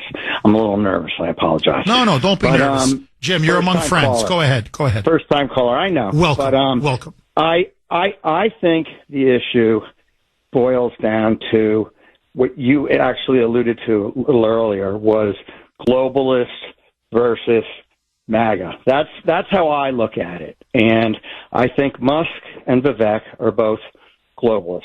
And I think that's a battle of good versus evil. And the transhuman thing, that's an issue Bannon talks about a lot, and I'm not a big fan of that either, as you aren't. But I don't know. That's just my feelings. And I also wanted to compliment you on your excellent monologue. I thought that was great. Oh, thank you, Jim. So, Very Jim, you're saying you're with Bannon on this one, correct? Oh, completely. I listen to both of you guys every single day, and here's the thing. Your listener, I think his name was Dan. He was saying that the people we don't produce enough qualified employees to fill these spots. That's BS. That's complete BS. Bannon said, prove it. And the thing was so heated on X with I don't know if you saw Musk's posts. They were disgusting. And they were horrible. And I was like, this guy's off the deep end. So let me look, Jim, let me clean it up just a little bit. And look, what Musk said, this was during the Christmas holidays, when the whole debate over H-1B visas broke out, with Vivek coming out and, basically saying Americans celebrate, venerate mediocrity. The jock, the prom queen over the math Olympiad and the nerd. I'm paraphrasing it to keep it very simple. Musk went berserk. And if you want, everybody, I can read to you exactly what he said. But in essence, here's what he said. F you in the face. Okay, I'm cleaning it up. And those that disagree with him in MAGA, and these are his words, and please, to everyone out there, if you have a special needs child, forgive me. Those are his words, but I just want to quote him. He said, "You're racists and retards," quote unquote. That's exactly what Elon Musk said.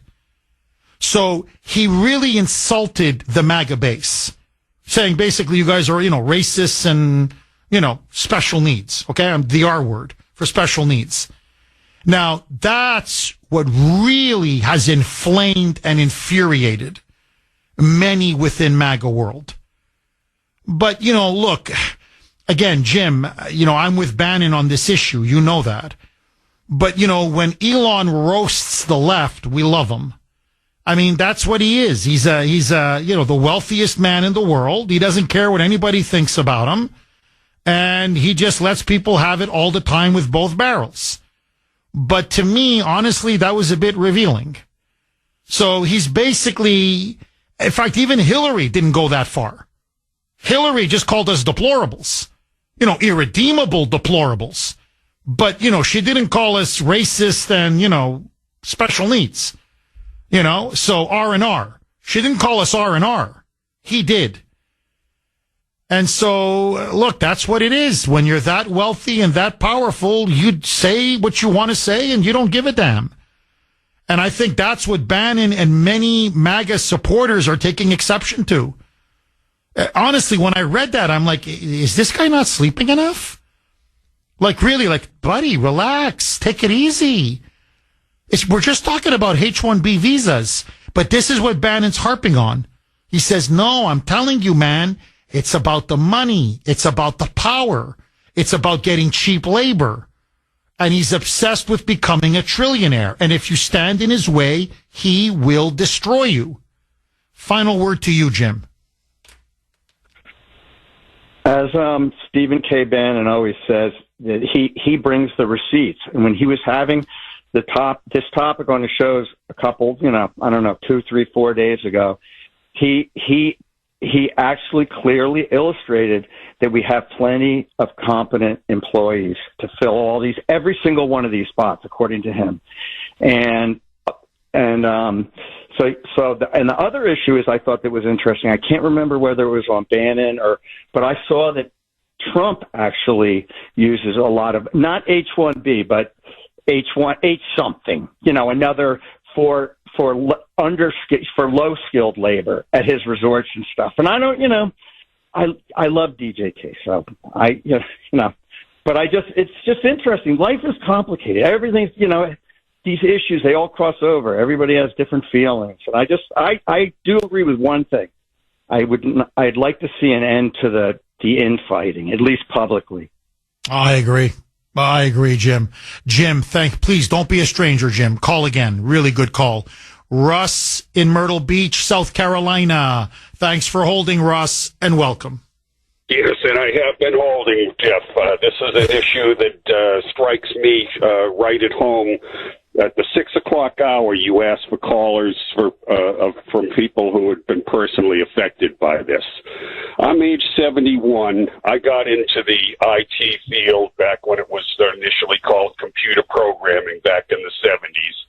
And it was a tough slog then, and salaries and job opportunities gradually improved through the 80s. And then a corrupt Congress caved to the special interest and adopted H-1B in 90 and 91. Few people listening today probably have an understanding of where the program came from or how long it's been around. You might remember Ronald Reagan saying that there was never anything as permanent as a temporary government program. And that's what this was supposed to be, to address a temporary labor shortage back in the early 90s. Of course, there wasn't a labor shortage. We were going into the Bush recession at that time, and job opportunities promptly dried up. This was something that leaked out in the tech community in the day. And of course, back then, information wasn't as widely disseminated or available on the internet as it is now. So I don't know how people in my field got wind of it initially, but it immediately created a firestorm. We knew what was going to happen, and it did happen. The job market in programming, especially computer tech, collapsed through the 90s. And it's been a corrupt program from the get-go. It's been supported by the people with the worst rhino stink on them imaginable. Okay, Speaker Paul Rhino and others, the fellow down in Virginia who got thrown out in the 7th Virginia district years ago, a notorious rhino. But the cheap labor lobby, K Street, what I call the chamber of crony capitalism, has supported this for decades and advocated for its expansion. And what we're seeing now is just more of the same. I have called every one of the Republican congressional members from South Carolina, and I know to you Massachusetts listeners, that's a shock. We have 6 of the 7 who are Republicans. We have one moonbat, James Clyburn, down here. Everyone else is a Republican. And I have made my displeasure about Musk and Ramaswamy's comments on the H-1B known to them last week. As soon as the new Congress convened, I called every member of all 6 of the Republicans, and I got a sympathetic ear from some slightly less from others, and the staffers had no clue, no idea what the program was about, how long it had been around. That's incredible. Or what effect it had on Americans. That's incredible. What did Lindsey Grahamnesty have to say? I'm just curious, Russ, because he's a big free trader and he's a big globalist and he loves that H-1B visa program. Well, oh my God. He would have millions come in if he could on H-1B. Of course, he's not in the House, and you can never get through to Grahamnesty's office. And I'm glad you used that tag, because that's a label that I've used for Graham for years. And I moved down here to South Carolina 5 years ago, and if there were a way to get this guy out, I certainly would. But you can never get through to his office. He doesn't have any staffers at the D.C. office answering his phone. He couldn't care less what constituents here in South Carolina or nationally think. He's a rhino. He's a warmonger.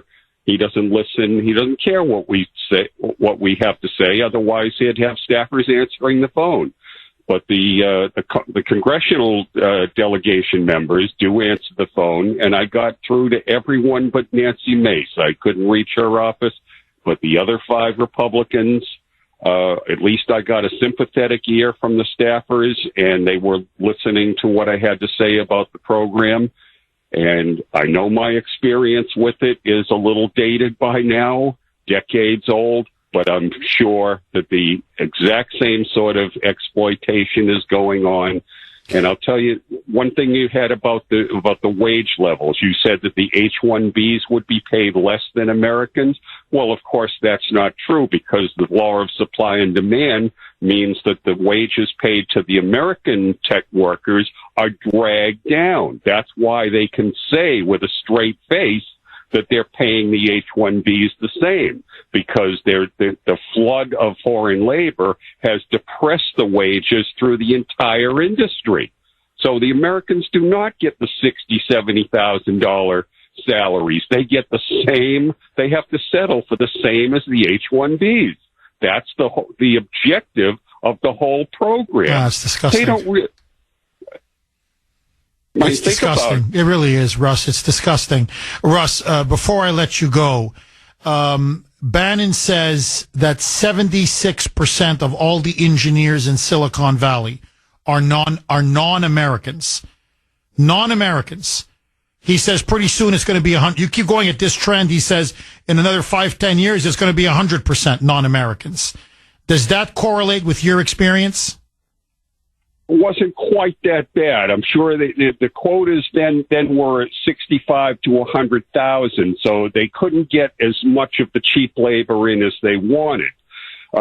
And so I'm sure that on the West Coast and these tech companies run by Indian carpetbaggers like Google, that percentage probably is accurate.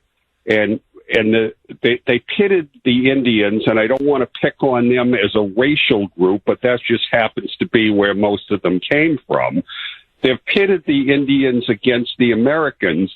Pretty soon, of course, they'll be pitting one Indian against another which in fact is what they do, because for every Indian who's working here on an H-1B, they have 10 working in what they call the global workforce or the offshoring workforce over in India. So they have one Indian coordinating here, okay, sending technical specs back to India, where 10 Indians work for $300 a month, okay, offshore.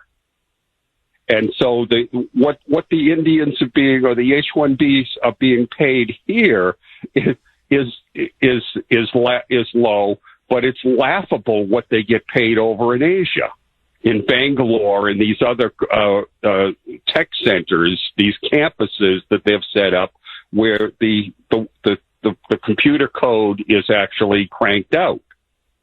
Russ, dynamite call. Russ laid it out beautifully. It's a race to the bottom. And they're undercutting wages, stealing American jobs. We're being sold right down the river. More with your calls next. Money on the great WRKO. Jeff Kuhner, Boston's Bulldozer. 617-266-6868 is the number. Okay, Tonda messaged me on Messenger, and she's a Bannon critic. She is not a fan of Bannon, and one of the points that she made about Elon, when I talked about, some of the stuff that he said on X about F you in the face, and that was, to be fair to Elon, that was a line from a movie. I believe it's called Tropical Thunder with Ben Stiller. I think I saw it many years. Oh, Tropic Thunder. Yeah, you're right. Tropic Thunder with Ben Stiller. It's actually a funny movie. Some parts of it anyway are funny. But so Elon got that line from the movie. Anyway, so here's what Tonda wrote to me on Messenger. Kuhner, you got it wrong. Elon Musk was repeating a line from a movie when he said, I got to clean this up, I'll blank you in your face. It's from a movie, and Elon has Asperger's. So sometimes he says things and it comes out the wrong way. But I don't disagree with the statement that we in America cheer the athletes and prom queens and don't get our kids smarter. In fact, I agree with them. The parents of today don't push today's kids the way, say, Asians do. Asians make their kids learn above their level, and it shows. Steve Bannon is a drunk and went to jail for stealing money. He's a loser who believes in that QAnon BS. So she's not a big fan of Bannon, let's put it that way.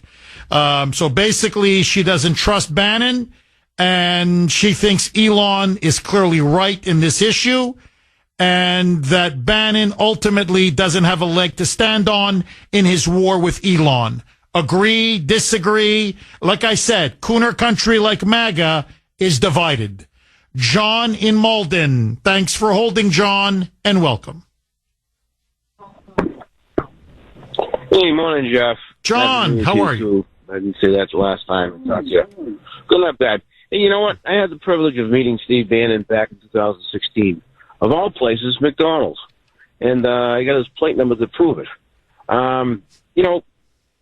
Say what you say, what Bannon looks like, but he's very intelligent and he is smart. So I would have to agree with him, what he's saying about Elon. But then again, Elon should put his money where his mouth is and pick out Americans who are very intelligent and have the quality of working for him, and pick out the right person that's going to fit into his work program. But there are smart kids out there. But like the lady just said that just said a few minutes ago, parents today, they don't push the kids. They just think that it's not worth it. Probably, who knows what the parents are going through. But I just feel that she should take a page out of Belichick's book. Trump should, and just if the person fits in his campaign stuff, fine. If you don't, you shouldn't have him in his campaign at all. with Elon Musk, who knows? It's a question mark with him. And, Bannon's right. Can you trust this guy? If he's looking for being a trillionaire and hiring more foreigners, that's no good. You got to pick out the real good Americans that want to work and want to, succeed. Not just, let them, work at regular jobs where they went to school for high educational jobs. John, let me just play devil's advocate for a second, John. What do you say to Elon and Vivek Ramaswamy as well? What do you say to their argument? Look, John, everything what you're saying is, good and nice and fine. However, in the real world, this is what they would argue, Indians just stress education, achievement more than Americans. Chinese, same thing. Asians overall, other countries, other cultures. I got a business to run. I can't be spending my time looking for a needle in a haystack. This is what they would argue, to get the best American to fill this role. Because in America, we don't celebrate achievement and education the way they do in other cultures. We do venerate, as they say, mediocrity. We care more about the jock, the athlete, the prom queen, who's cool, who's not, the cool kids, not the nerds, not the geeks, not those that, excel in math or science or whatever, academics. And so I've got to turn a profit. I've got to have a successful business. I'm involved in electric vehicles. I'm involved in space, spaceships, missiles, the future, innovation. I need the best and I need the brightest. And they're not coming from America. They're coming from India, China, other countries around the world. What say you to that, John? Then fine, go to other countries and open up business over there. And furthermore, for his electric cars, I going back to the 1900s, the real Tesla had the electric cars going back then, and trying to sell to the to the wives, and it failed because he wasn't thinking enough, and he has a fault in his electric vehicles too right now. So that's why I wouldn't want to buy electric vehicles. Oh, I'm with you, John. I wouldn't buy an EV. I wouldn't buy an EV for many reasons. I think they're way too expensive, and to me, they're toy cars. Give me a gas-powered car, fossil fuel-powered car, any day, baby. John, thank you very much for that call. 617-266-6868. More next. 9:32 on the great WRKO. Jeff Kuhner, Boston's Bulldozer. 617-266-6868 is the number.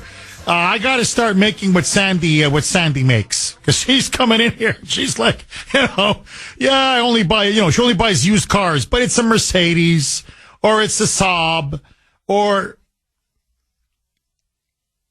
Mike leases, really. What does Mike drive?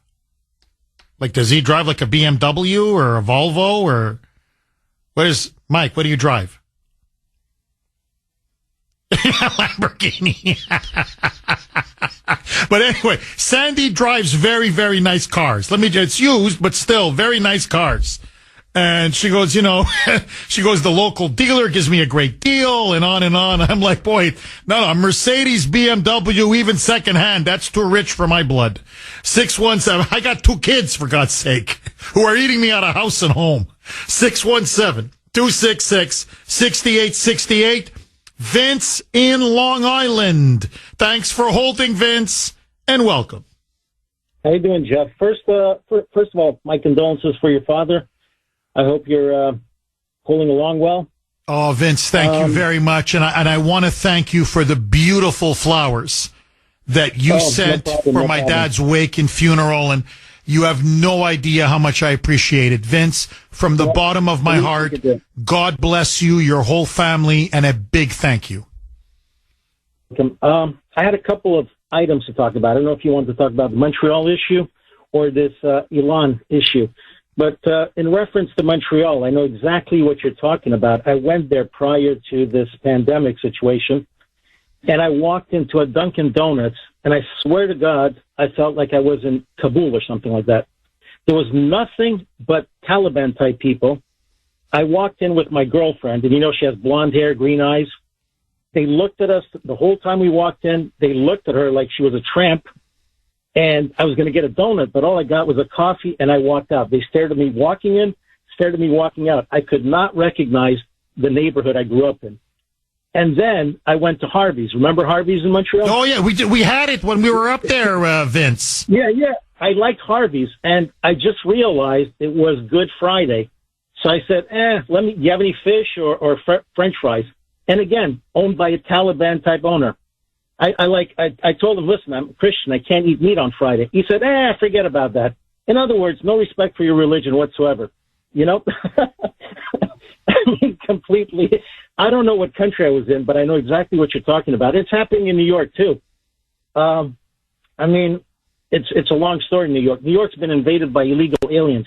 And it just so happens I have an apartment for rent in Queens, which is part of New York City.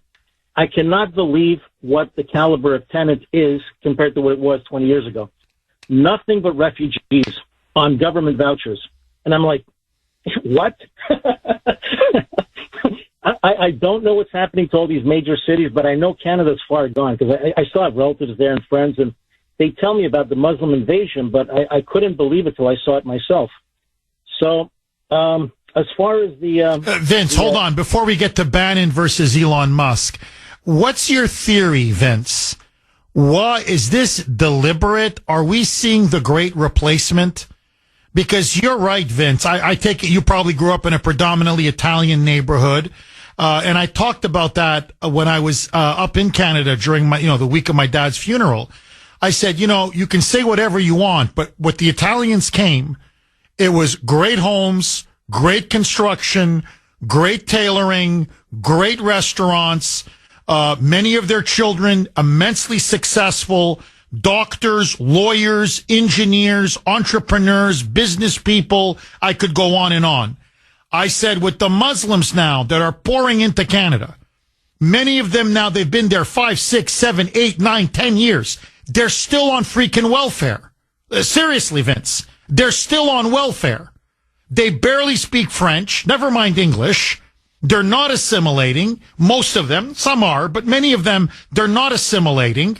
And you feel like they've brought the Middle East with them right into Montreal. Am I wrong, Vince? No, that's absolutely right. I mean, you always had like little enclaves, Little Italy and the Greek areas and all that stuff, but they somewhat came together in a common culture. I mean, it wasn't just Italians where I lived. There was a lot of Eastern European, those Yugoslavians, Polish people and all that stuff, but their next generation became integrated. These people are breeding, as you can see, the last terror attack that we had in Louisiana, they're breeding terrorists. Oh, you're dead on. Vince, you're absolutely dead on. Vince, this huge now debate, this fight between Musk and Bannon, where do you side on this, Vince?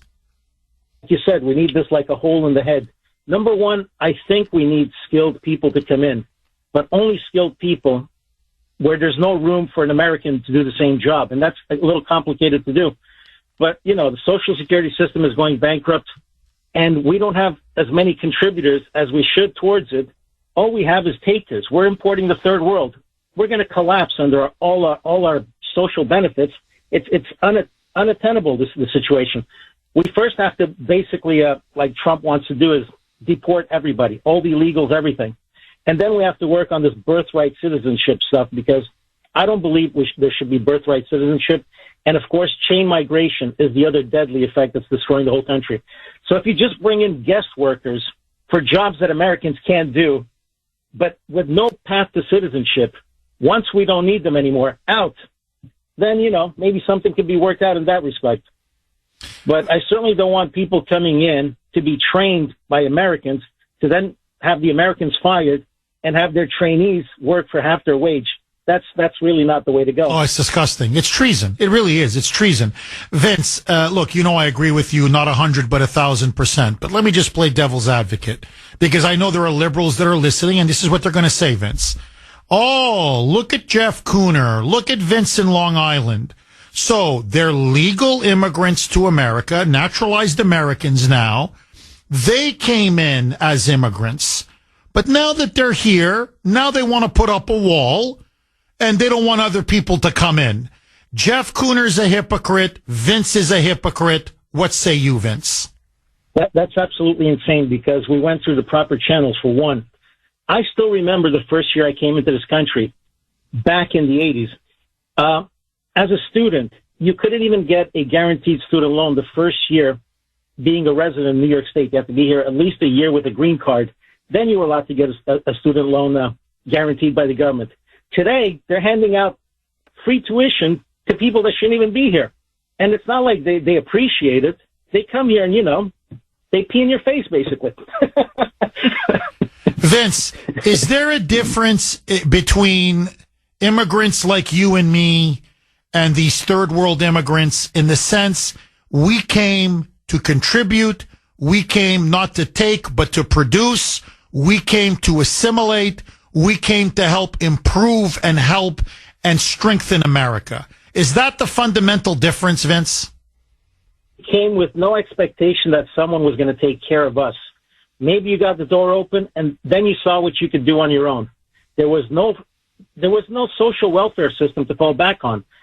The person who sponsored you and brought you here, that's who your social security is.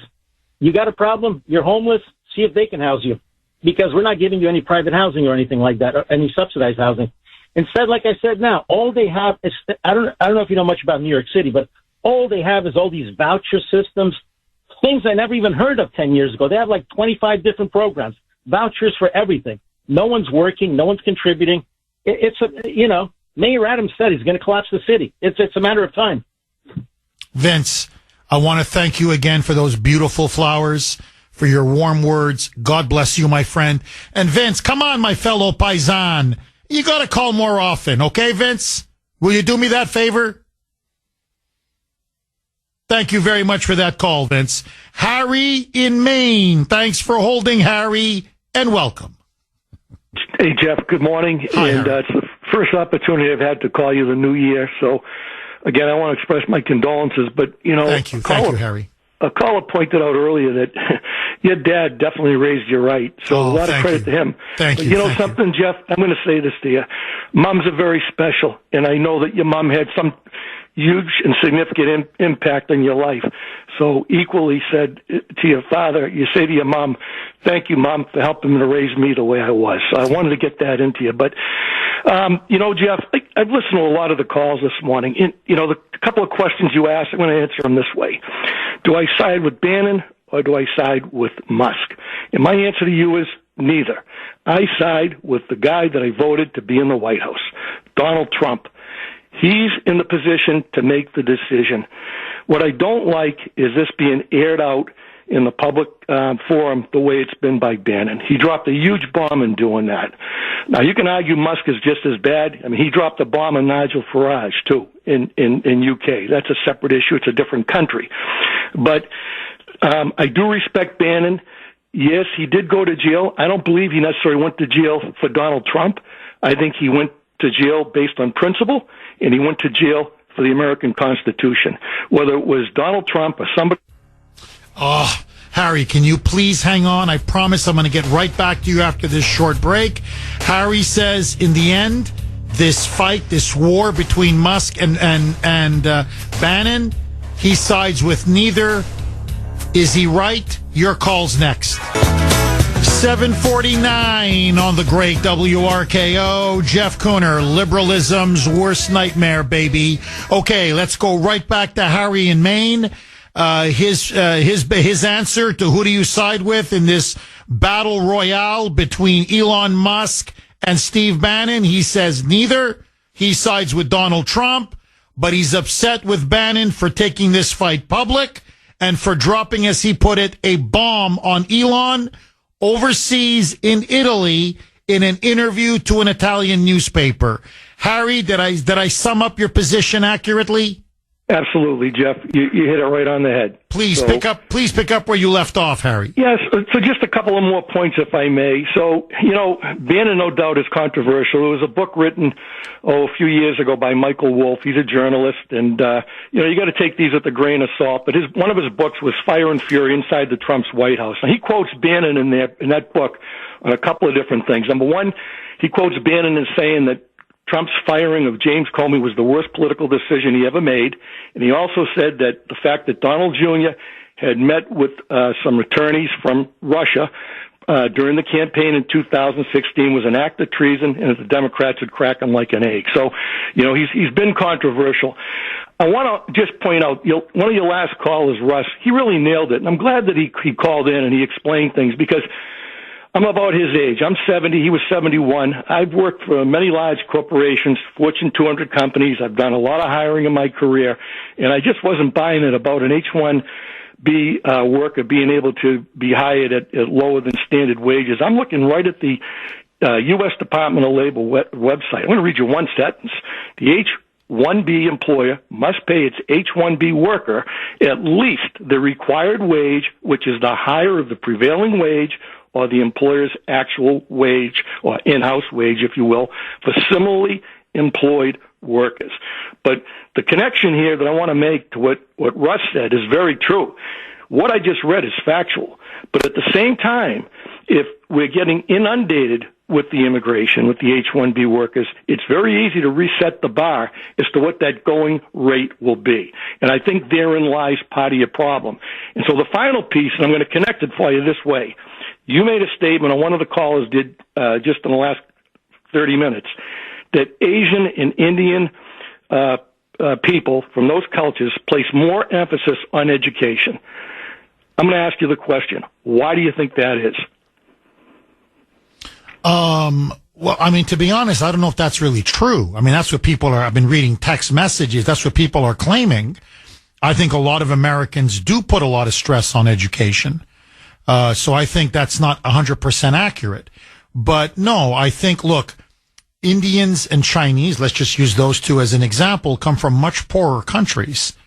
So they realize their only way, their only ticket to the middle class and above, their only ticket to success and prosperity is through education. I think the problem in America is you have many American kids who think, well, we can just coast through life. Everybody gets a trophy. We have created a culture, I think on this, I think Vivek has a point. There is a culture of mediocrity in our education system. There's no doubt. Everybody gets an A, everybody gets a trophy, everybody passes. And so a lot of kids think they can just coast through life, and their parents think they can coast through life. Have you noticed, Harry, everything now is about self-esteem. Make the child always feel good about himself or herself. It's never about achievement. It's never about work. It's never about whether you earned that grade. It's all about feelings. And I think this is why we're falling further and further behind. I mean, I don't know, agree, disagree? What say you, Harry? Jeff, you just took the words out of my mouth. You just literally, I've written down right here, I'm going to read to you what I wrote, but before I do that, I'm going to agree with you on this. Maybe I painted it too much with a broad brush, because I do believe that there's some United States citizens that really are goal-driven and are motivated, okay? But I don't think that's the norm anymore.